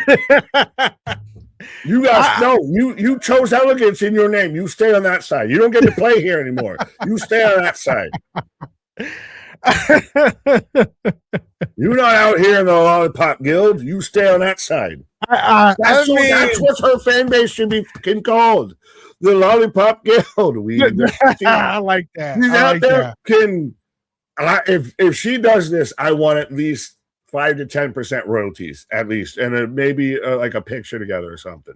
A shout out to the channel, what have you. Yeah, I like that. I like that. Oh, see, money called me traitor by elegance. Yes, I'm not a traitor. I'm not you a just traitor. was trying to switch up and said, nah, you stay over there, homie. You're not good on this side. I was just saying I really like Mara Sade. That's it. Well, yeah, but my guy, I can't start cheering for Wendy Chu right now. You can't. You can't switch up loyalties this far down the pipeline. You got to ride with the teams you ride. I got to ride the whole thing. So they want to ride. I got to ride the whole thing. Well, you know what? I'm going to take a pause. I'm going to think about and see if you can change your ride. I'm going to think about it and see if I can change my mind. Yeah, you got exhibit. You're going to pimp my ride out there. Yes, there's AJ Francis Anthony's out there, trying to see if he can switch up his lanes. Pause. But Bradley, we all we were missing is Nick snapping his fingers. What the fuck? What is that? When do I do that? Am I going full like Jersey housewife thing? Ryan, stop and just start doing this. 2 fingers to the face. No, you stay over there. You stay on your lane. But no. Why did I not think of that's what Mara does? And I just went to like me just acting out, like me yelling at KJ or something. As I am in commercial break right now on TNA Impact, as I do have Kyle Fletcher and ELP going at it. So ELP getting all the work. But interesting. But yeah, as I do have both going on. But yeah, this tournament's going to get a little bit interesting. I still think, again, you have some matchups like respectfully in Elena Black versus a Wendy Chu, and Alicia Edwards is in this bracket too. That you got some people who would have been barely want to play in to get into this bracket, but I digress. To me, Mara Sade has just been a fucking stud and a star. And at this point, it's almost like this, as much as this has the potential for talent to make it their own, and especially if maybe you're going to make the Knockouts title pay-per-view more exclusive or anything. But you kind of need to figure out what you've already got before I think you start adding shit to it.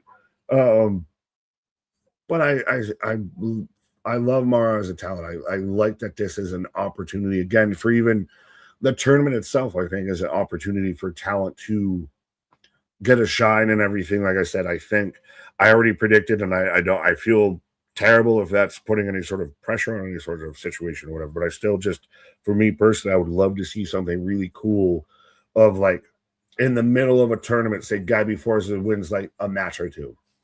And you lose into this, and you win to the Guile, not kidding, Cody Rhodes. You lose to the gal that's going on to the semifinals or what have you. You lost the tournament, but you won a TNA contract. I think as much as we've seen TNA talent leave, I think we're about to see also maybe in a couple months or so an influx of talent signing with TNA.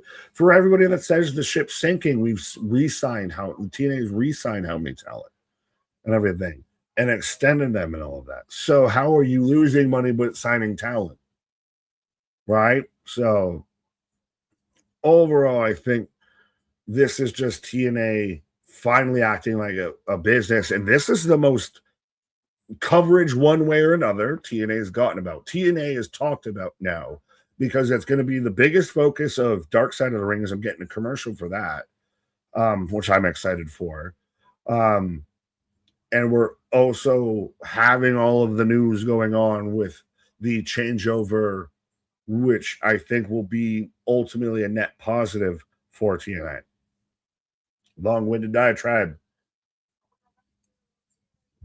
But what am I getting right now?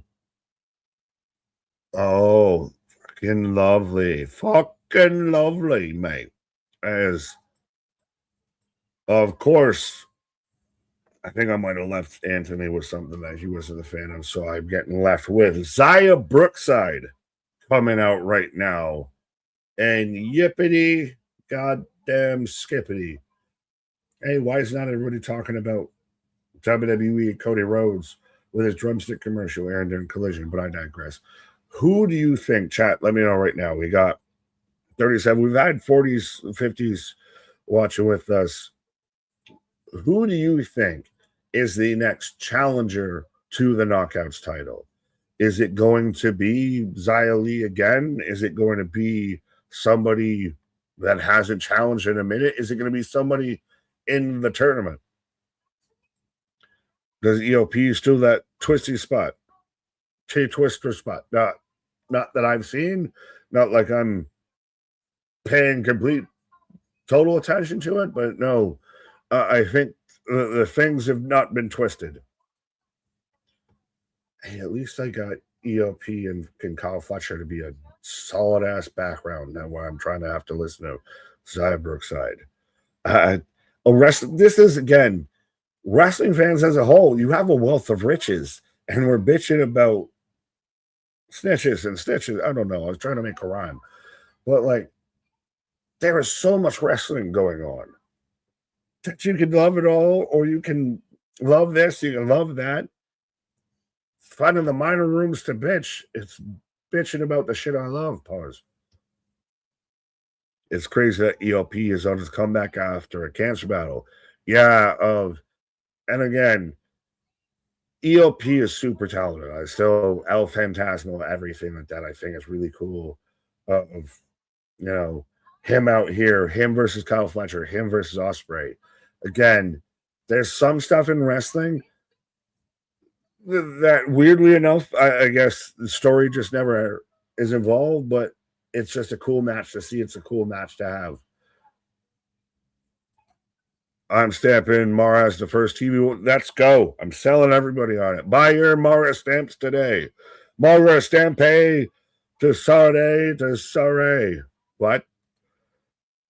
New TNA Knockout Champions, Brookside. Yeah. But who challenges her? Who's the next up in line? Is it Ash? I don't even like her already. She looks like, who was it that was with, what was it, the fucking wolf or whatever? That was the little daughter Stark and everything in Game of Thrones. Xia Li out here, Laying Lee. How you fucking doing? I'll up, down, left, right, A, B. But yeah. Xia looks like she's Game of Thrones, Jon Snow's little sister or whatever. Xia Li should just mollywop her again. But now, is it a depth of a roster when we run it back and we run it back and we run it back? And hey, did you know we run it back? You have to cheat to win the title. I'm coming for you, Liu Kang. You Wu-Tang sword style. Oh, it's ELP in a barricade.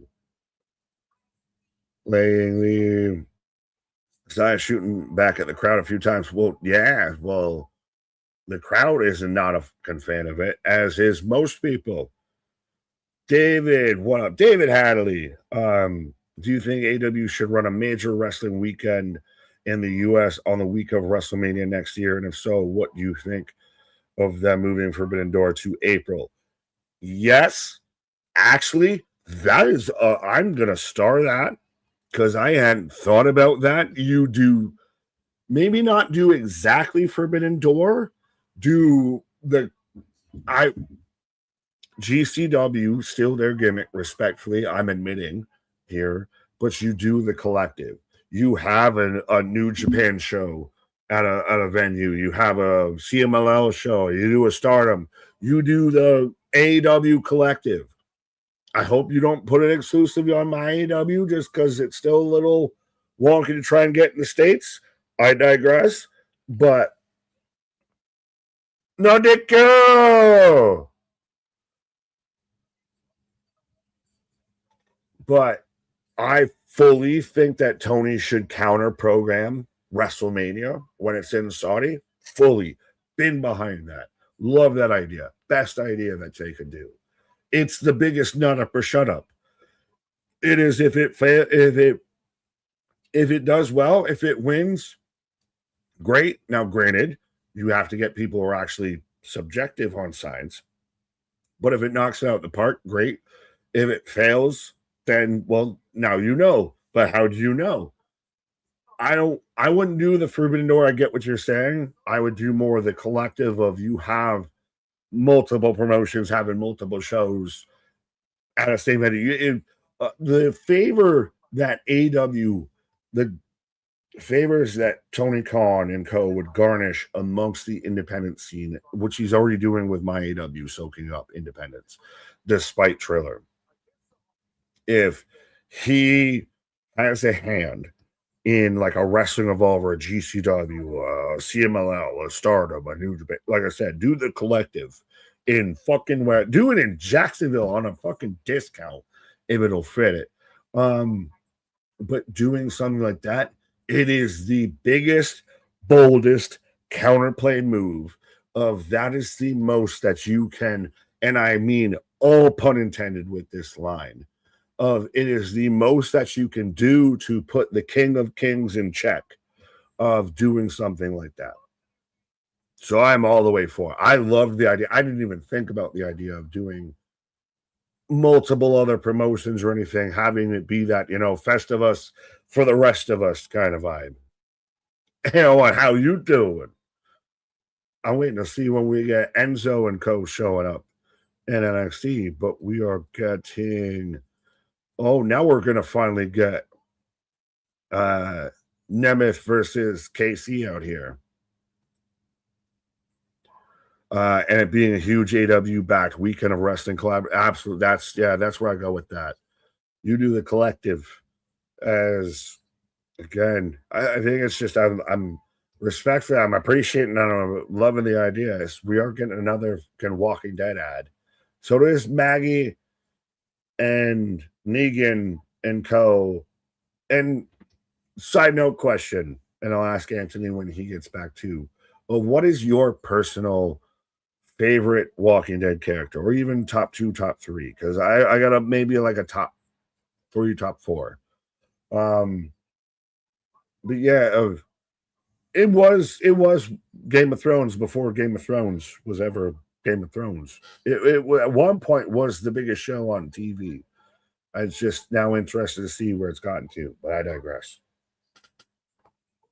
AMC's making me watch it as I got the callus out here. Speaking of the biggest thing that's overinflated, they were originally planning something like that in Texas last year, but plans fell through and only had Dynamite Collision and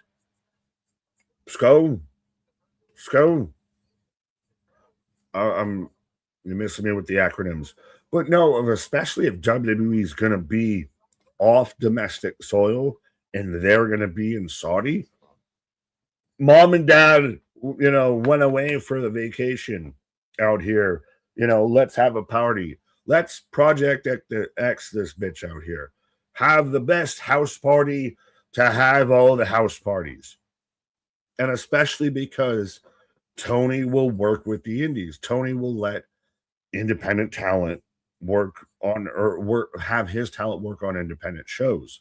So you have just, again, a Festivus for the rest of us. You just have this uber collective with a billionaire budget backing it. It's going to be the best play. Now, will Tony do it? It is another thing, but I think that you fully go Uber house party with this of mom and dad are out of town for the weekend, so let's tear the house down. And that's what they should do. If you win, you win so much. You're playing with house money, essentially. If you win, you win tenfold. If you lose, well, fuck it. You know where you stand then.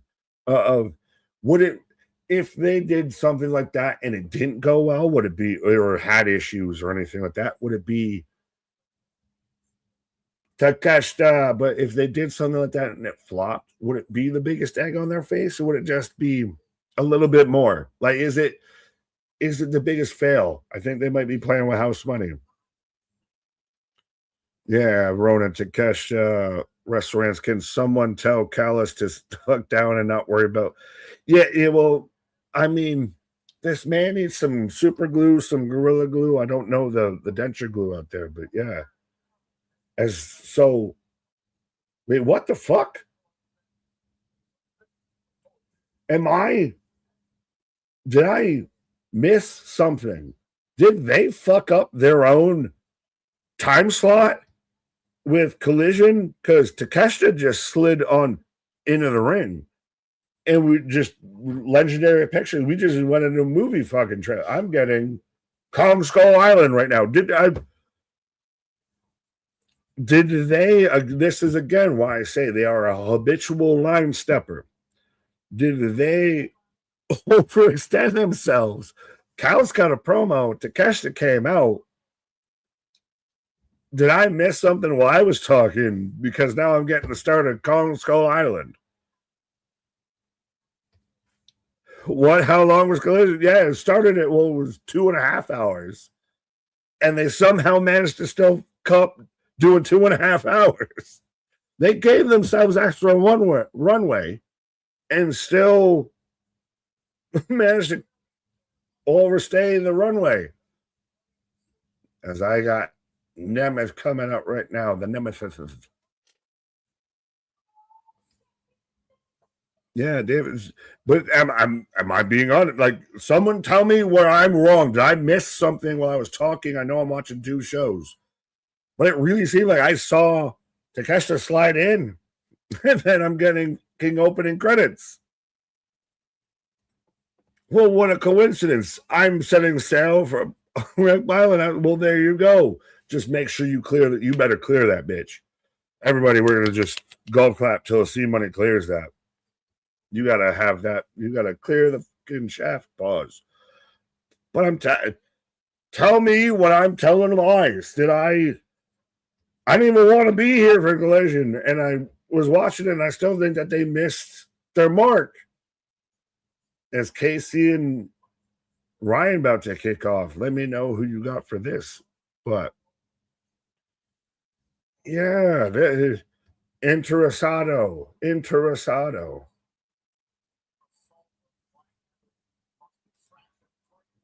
Rance, what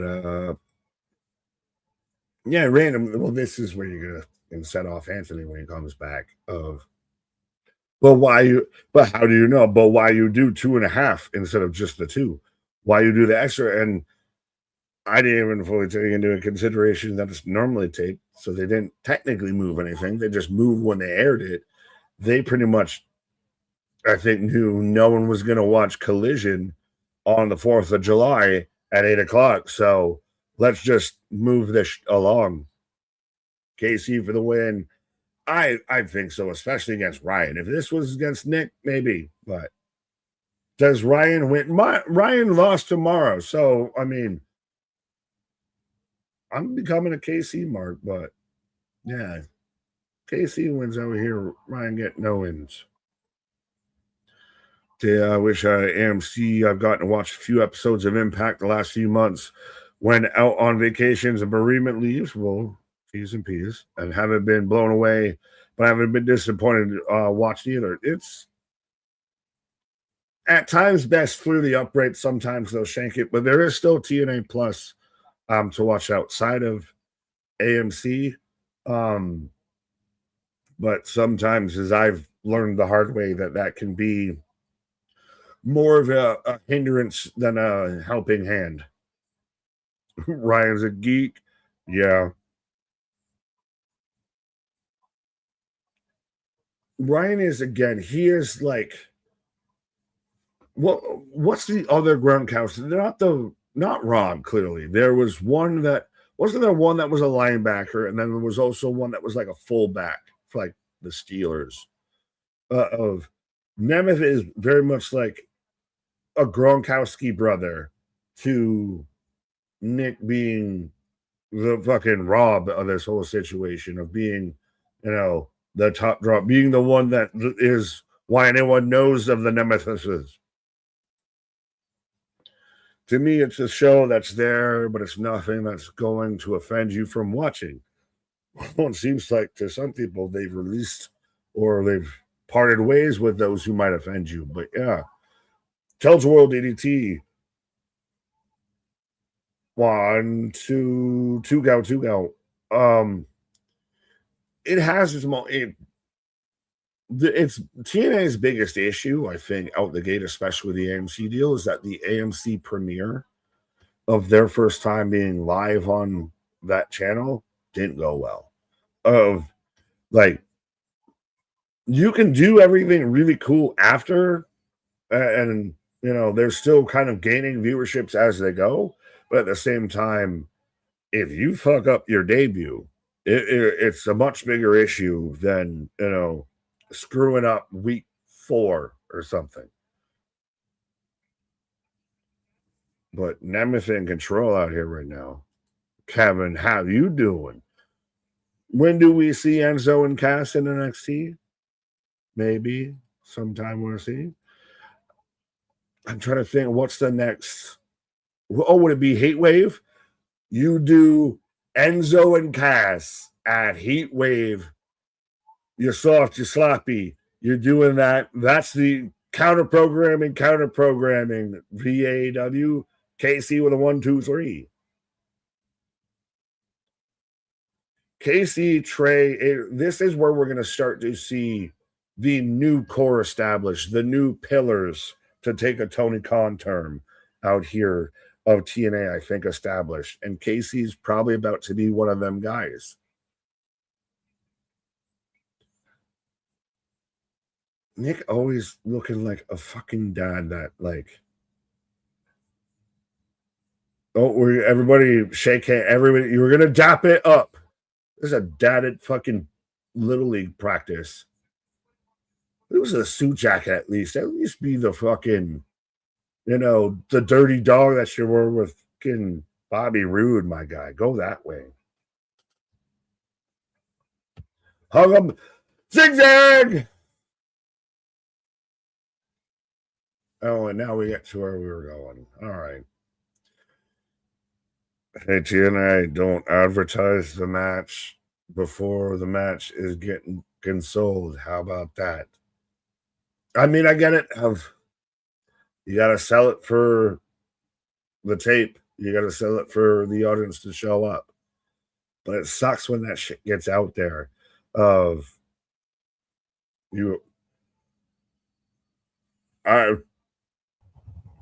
I'm waiting. I didn't want to offend him saying when that gets out there, when that comes back in the back door out there. But when you already know you're going to get KC versus Nick, this doesn't feel as impactful as it should.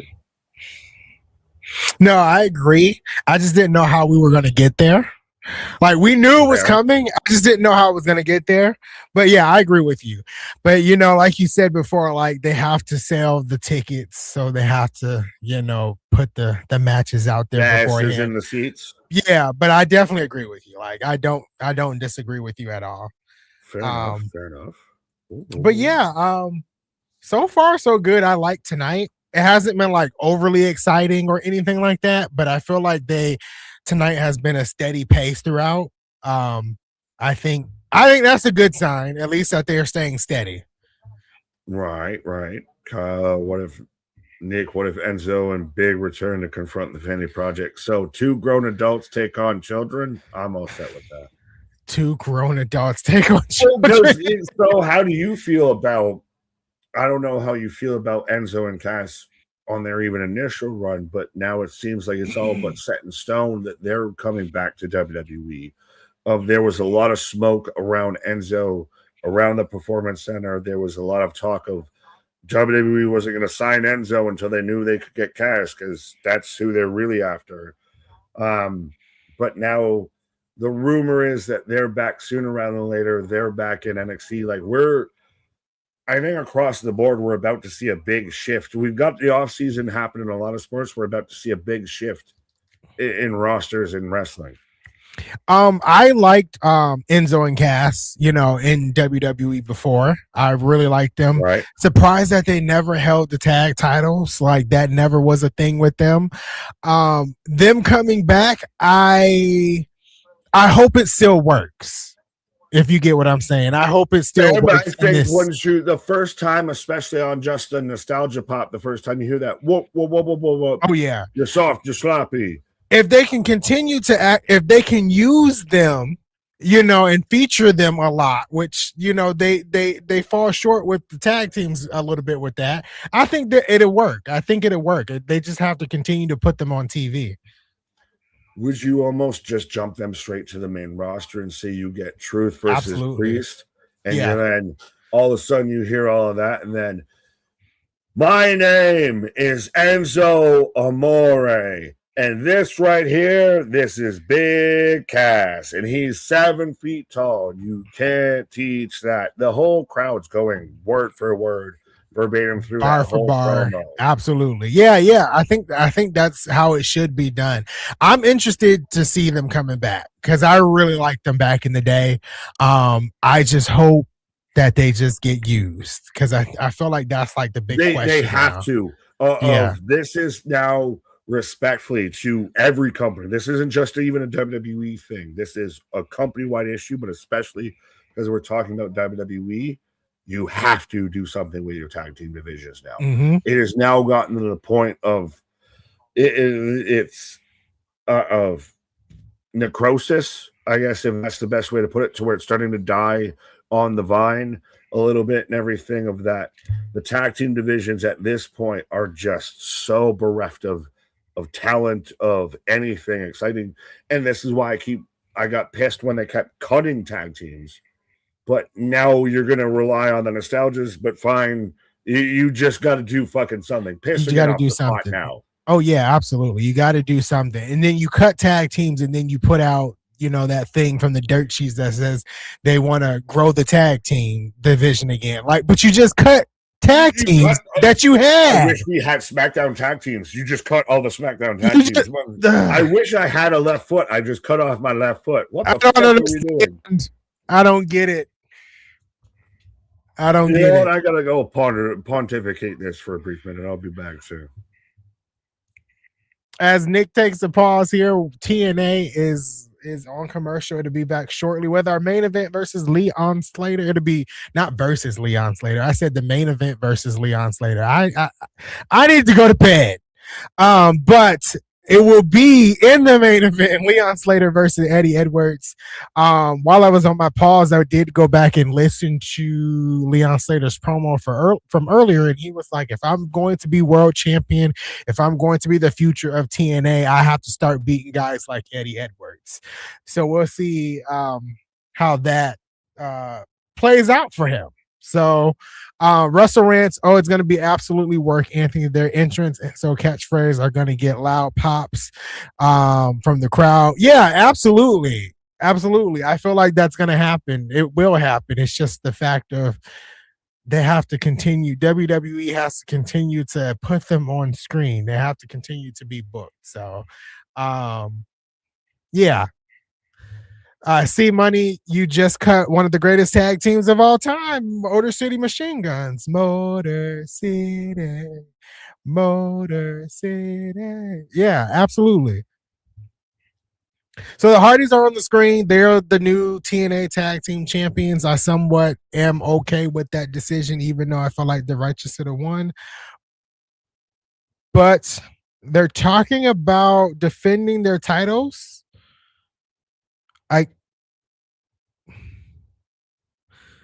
Okay, so Jeff Hardy is talking into parables that I don't understand. So I don't know. Okay, so they're talking about their upcoming match against the Great Hands. The Great Hands are challenging for those titles, which I hope the Great Hands do actually take the titles away from them, but we'll see. David says, how did Enzo and Cass never have a tag title? Not even in NXT. They really fumbled the team that was part of NXT golden era of teams. Yeah, they never held tag team gold in NXT or the main roster, and that's so weird. Rumor has it Baron Corbin is finished up with MLW. He could be returning to WWE. Baron Corbin himself shot down those rumors. Didn't we do this last month? Yeah, did we do this last month? And well, you don't know from the first Book of Willow 316 out there? You're not quoting the parables out there of when Jeff Hardy climbed the chair and dived off the tables? I wasn't catching that parable at all. But Baron Corbin, like, I think they're bringing this up because storyline wise in MLW, like, he's in a contract dispute, but it's a part of the story. And he's still currently the tag team champion with Dijak. So he's not returning to WWE. I don't get WWE releasing guys to then sign talent on like vet minimums. Like, I didn't know WWE had a salary cap. Which it seems like it almost does if we're going to bring back Enzo and Cass after releasing, the Motor City Machine Guns, after releasing Guerrillas of Destiny outside of Tama. I'd love to have a tag team division after I just gutted it. Like, why are we now trying to get Baron Corbin back? No disrespect to Bishop Dyer. He's doing great what he's doing. Why is WWE worried about sending? Why are we getting EY back on a player coach deal? That seems very vet minimum. We're going NBA off season we're taking them on the veteran minimum contract out here. We're going to get the most out of them out here. You're going to play 3 minutes a night. No, I get what you're saying. Like, and then you have all these stars in NXT that you could potentially use. I don't know. Like, what's the purpose of bringing? If it was true, what's the purpose of bringing Baron Corbin back, right? I get the purpose of bringing like Enzo and Cass back because like we don't have a tag team, but you did release the tag team. You released your tag team division, so they left everything in the cabinet that it got moldy and crusty and musty and dusty that they couldn't use it anymore and everything. Yeah. So they just said, "Fuck it, we got to go to the grocery store." Shit, it's the middle of the summer. Everybody's at the grocery store. Enzo and Cass, fuck it, I'll take you. I'll take some wheat bread over some white bread. Pause. Yeah. Yeah, absolutely. Yeah, I don't get it. I don't know what WWE is thinking if this is their plan, but like to revitalize the tag team division that you had that was released makes no sense to me. But what do you do when I'm kicking my own ass? Yeah. But as I am in commercial, I brought this up and wanted to ask you while you were on your pause. Mm-hmm. Do you have a favorite Walking Dead? We've talked about it at this point. It's AMC. Do you have a favorite Walking Dead character or a top 3, a top 5 or anything? You got some fan favorites for you in The Walking Dead? I was a big fan of Carol. I was a huge. Just look at the flowers. Note to self. Note it down. If he tells me just look at the flowers, run.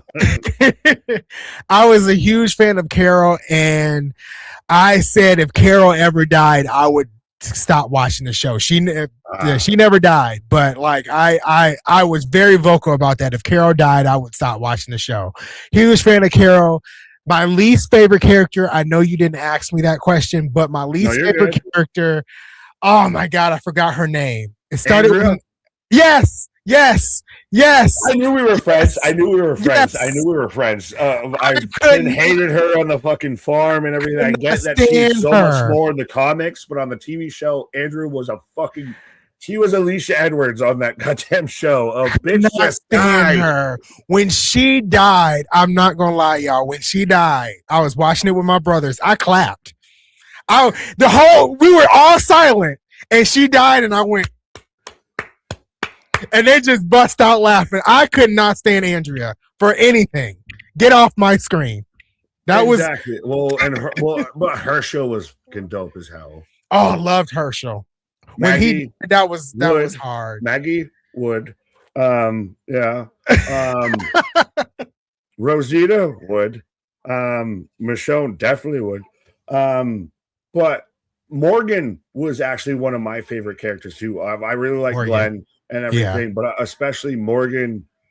Like I got introduced to him on the episode Clear, to where he's gone full berserker and he's nuts and he's took over the whole town, and then going back and seeing everything of I still have the little fun coat. Yeah, I'm a nerd.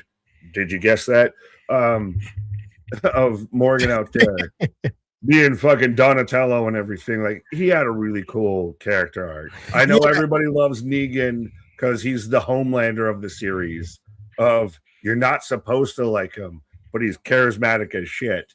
But yeah, I really like Morgan too, and that's why I want to try to get back into the Fear the Walking Dead, because I know he was a heavy part of that like later down the line, but I couldn't stomach season 3 of Fear the Walking Dead, and I don't know if I can go. I didn't get through 1, so you're a better man than I. Really? Even once we started to get into the later seasons of The Walking Dead, it was tough. I'm out, and now we've got Norman Reedus spinning off and everything. Yeah, I get you. Oh, Leon Slater wasting no time. Well, Bradley calling you out saying that's cruel. I would have been right there behind him. I would have been the hip hop hype man. It's a TV show, but there is times where I can't stand the character so much that when they die, I'm literally happy. I'm the happiest person alive. Andrea was one of them. She had to go. Well, I think she would have went. Like Sons of Anarchy did that with you, of like with Stahl, with Clay. Like you saw a lot of people once they got their comeuppance and everything. I really wanted her. I hate that she lasted as long as she did. I think it was the end of the first season with the explosion of the CDC building. I wanted her to die then, and they saved her. She wanted to stay in the building. Let her die. Like, just let her die, please. Oh, crossbody. Well, the Shane arc. What started the first couple of seasons was that kind of the best stuff. Once we got into the governor, and everything, it was cool. But then that's when you get more into the comic-y, like it got like the Shane Rick stuff felt just personal as shit. It was so like good. That's your babyface heel. It was right there. So good. Yeah. Leon to the top rope. Eddie Edwards ducks over, kick to the stomach there. Let me know, folks, who you got for this and why is it Leon? It's definitely Leon. If he loses, I'll be shocked. Not even gonna lie. Fear isn't even the start of the virus on a TV screen in a school. They say the Midwest is the first report of the outbreak. That's when you started to get into like the Resident Evil shit and everything a little bit with me. It got a little too wonky and everything with Fear. Like you started to spin out too much. I think for Fear, at least for me, for the first 2 seasons, I wanted to know how like the virus got started in other parts of the United States. Like that's what intrigued me. And then I thought I was going to stop watching after season 1. Season 2, they did most of it like on a boat and trying to escape Los Angeles. That was really fun. Season 3 started and I was not interested. Can I say this? And this feels like this is me with a lot of any of the zombie content. If we're going Fear the Walking Dead, Day of the Walking Dead, or whatever, any sort of zombie stuff or anything. I like not knowing. I've dropped me into this world. This is what we're going and everything. This is what we're dealing against. That's what I really even liked especially like with the first season of The Walking Dead. I didn't know how we got there, but we woke up and we got there. And now it's how do you adjust? That's what made Rick so great, is how do you adjust to you woke up? Because anyone could relate to something like that. I woke up in a situation like this. How the fuck do I adjust to something like this? I don't care to know how it started. I gotta know how I get through tomorrow. And actually, I agree with you there because I'm the same way. But The Walking Dead I got so disinterested in The Walking Dead. I wanted something to kind of get me back in it. And it was just those 2 seasons of Fear when they revealed like how it started that I was like, okay, I like this. But then after that, I just kind of fell off. But I agree with you. Like that, as we've gone on the full tangents out here. It's been a minute since we've talked. But that was something like even The Walking Dead. It either goes on infinitely or how do you end that? So that's where it gets interesting. Do you end it with Rick dying or do you continue on because now you've built up all these other characters and that's where they're at of you spinning off of the Daryl Dixon, the guy who was made for the TV show gets his own TV show. Right. Yeah, it's hard to and they're really milking it at this point. I'm not watching anything else. Well, it was the biggest thing at one point. Like at one point, it was. That was like you said. I remember going and having watch parties like we do with wrestling. Like I used to do with like the UFC pay-per-views. Shout out 329 coming up. I want to watch the shit out of that. But you said I remember, and that's how I got into The Walking Dead. If I was with a significant other and me, her, and her friends and her brother and everything would all order some pizza, have some wings and all of that, can hang out, take the vitamins and watch The Walking Dead. Yeah.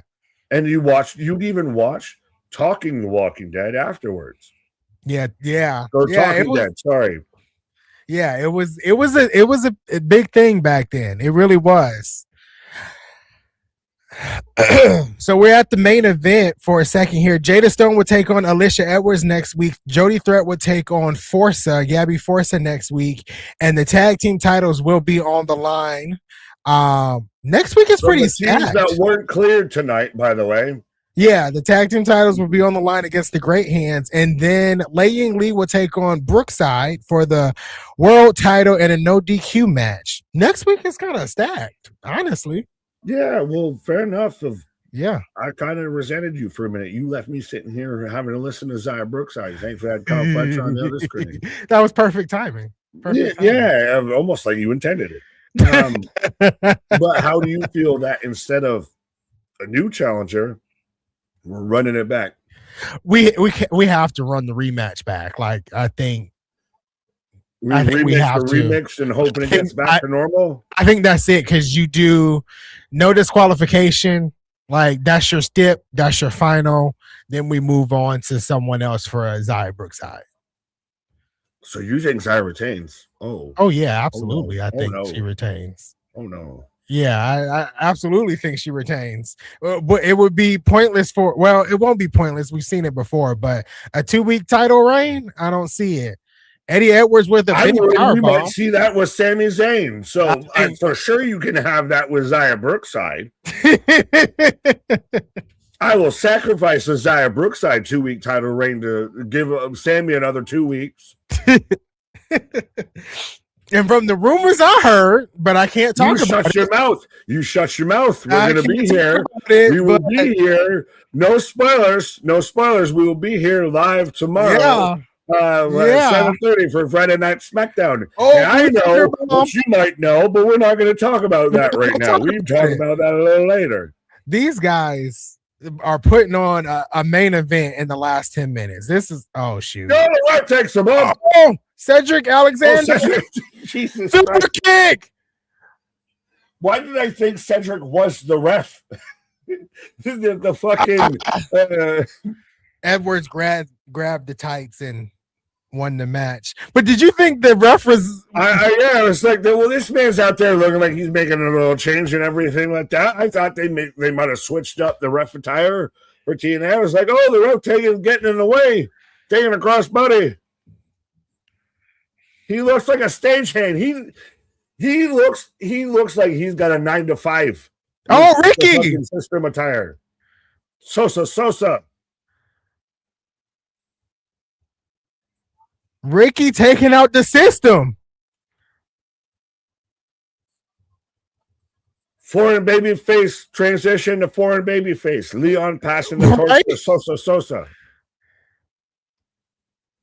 Okay.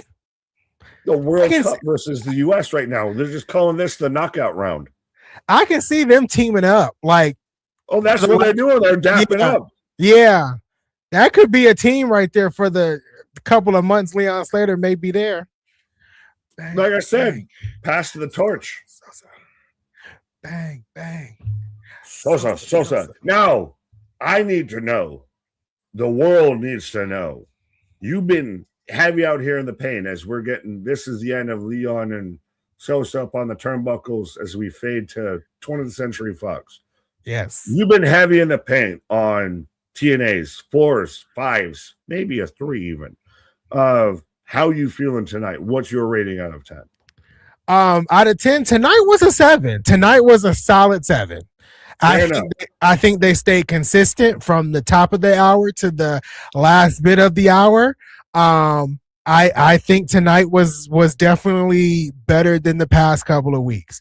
It reminded me, and I hate to say this, but it reminded me of an old Impact Wrestling episode from like 2023 where like it just stayed consistent. There wasn't a high, there wasn't a low. They just stayed consistent throughout the entirety of the night. So I'm at a 7.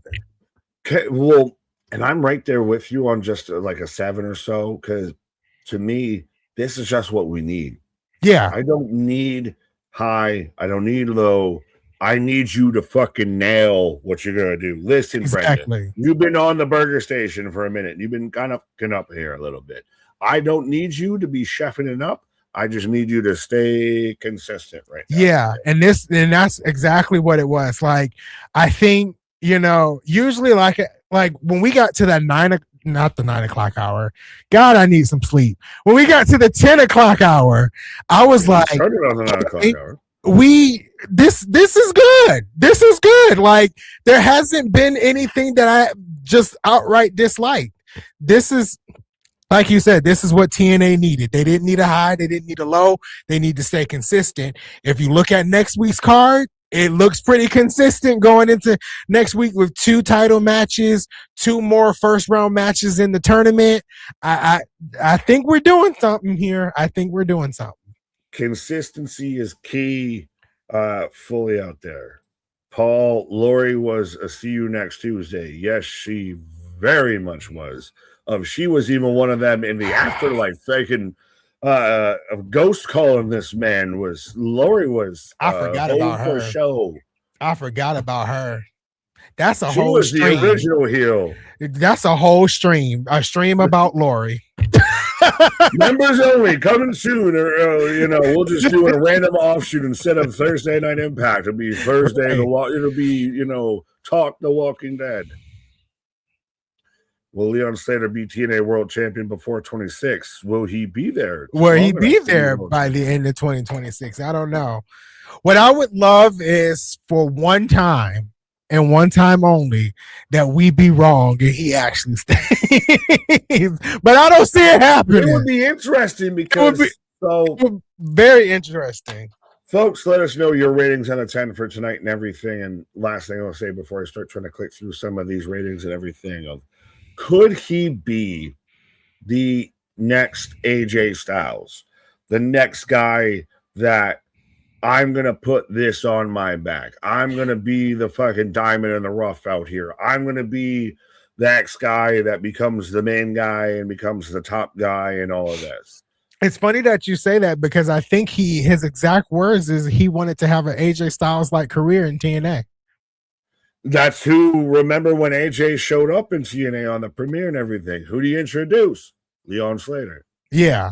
Yeah. So I think I have hope. It's not a lot of hope. I'm at 50% hope. I hope Leon stays. I really do. I don't know if he will, but I have a little hope that he stays. I won't be upset because everybody has to grow. Everybody has to get better. But I want him to be that one. If you're treating TNA and looking at it as a business, last thing, are they making a big play right now to show Leon, respectfully, of hey, we're going to make you the fucking focus. We're going to build, we're going to show you that we're confident in what we're doing. We've got a fucking plan. I So think you so. stay here and, you know, you go along to get along 2038. We're going to get Leon versus Avery Styles for the X Division title. I think so. I think so because they've been heavily using him tonight. They've heavily used him. We'll see how it goes. Like close. You put him with Sosa, so you're putting blue chip with blue chip. Exactly. I think they're going all future in. with future. You know, I think. I think I want him to stay. I really do, and I hope he does. This is when you open up that checkbook and try. You can't match WWE, but at least try to pique his interest. This is what we see in you. And we will heavily use you. I got a 10-year plan. I can't offer you the full, but you've seen what we're doing here. You've been here. The devil you know is better than the devil you don't. You don't. Exactly. And I got a 5-year, 10-year plan of how we're going to do this with you. Absolutely. I'm with you right there. I am with you right there. Carlos, we will do it on the cheap. We'll do it definitely cheaper than Tommy Dreamer did. For sure. You can pay us both, you know, what you were paying Tommy alone. Absolutely. Sean saying 7 out of 10. Good show. Wrestle Rants. Wow. Well, Vance saying boo-boo ending. Yeah, because Leon didn't win. But then the redemption of Ricky Sosa coming out, I like that. Sosa. To me, it kind of whitewashed that L that Leon took. 6 out of 10. Potential tag team. Could be. At least for a match. Yeah, a match or two. Yeah, absolutely. Trick Mellow game. Little bit. Yeah. Like that. Not bad. 7 out of 10. 7 out of 10.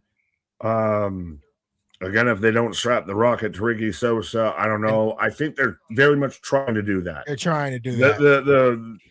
The rocket didn't get it through, you know, import and everything like that. It didn't get through customs. So they're trying to, you know, fabricate a new one. Absolutely. They're going to do something with Ricky now that Tommy Dreamer is gone, because Ricky would have been out there in segments with the Elegance brand taking a pie to the face if Tommy Dreamer was still there. Right. 0 to 10, no Trish. Boston, your buddy, 9 out of 10. Just kidding. 7.5 out of 10. 7.5. So everybody kind of in the same wavelength tonight. 7.5. Yeah, it was definitely a better show than what we've seen in recent weeks. So kudos to TNA for doing that tonight. Right. Well, in restaurants, imagine their Sosa's entrance in front of a massive crowd. We're gonna get there. We're gonna get there. Yeah, definitely. But Vince saying everyone's still safe and hydrated. Stay safe and hydrated. Yes, things are heating up in more ways than one up there. Yes. Briefly before we head out of here, me and Nick were talking about that before stream. Atlanta, Georgia is in a severe heat advisory, like a dangerous heat warning or whatever they call it. Said this so casually. I'm pulling back the curtain fully. This man said this so casually that it just felt so commonplace to him. And I would have been known. I would have been all up in this. I would have known all about it. He's just like, yeah, it's kind of it's 110. Like, yeah, my bitch ass out here complaining about 98 degrees. The official title is excessive heat warning, and we have like degrees in the high 90s with the real feel feeling like 110. So we're dying out here. You know. Well, make sure you don't got heat with us, folks. And make sure you're here tomorrow night when we're here live and direct in full effect for Friday Night SmackDown of what's next for Sami Zayn as world champion. We ain't talking about no goddamn spoilers yet. I know where you're going to go, and I know what you know, and I know what I think you know, and everything. But final thoughts, sir, before we, pack it in and try and, go take a cold shower to cool off. Right. No final thoughts, but just be here for SmackDown. Be here all next week for, Raw, NXT, TNA, AEW. I think the weekend is free and clear of us, I think. We got a members only stream. Oh yes. We got the 4 Lifeys coming up very, very soon. Next weekend. Yeah, so be here for that, but be here for SmackDown. And I think, Nick, you can take us on home. Yeah, well, Boston told me to stop yelling. So did I say it with my loud voice? But our shit is real, our shit is raw, our shit is all authentic. When you talk about that rest, you put that for life with it. All right, see you tomorrow for SmackDown.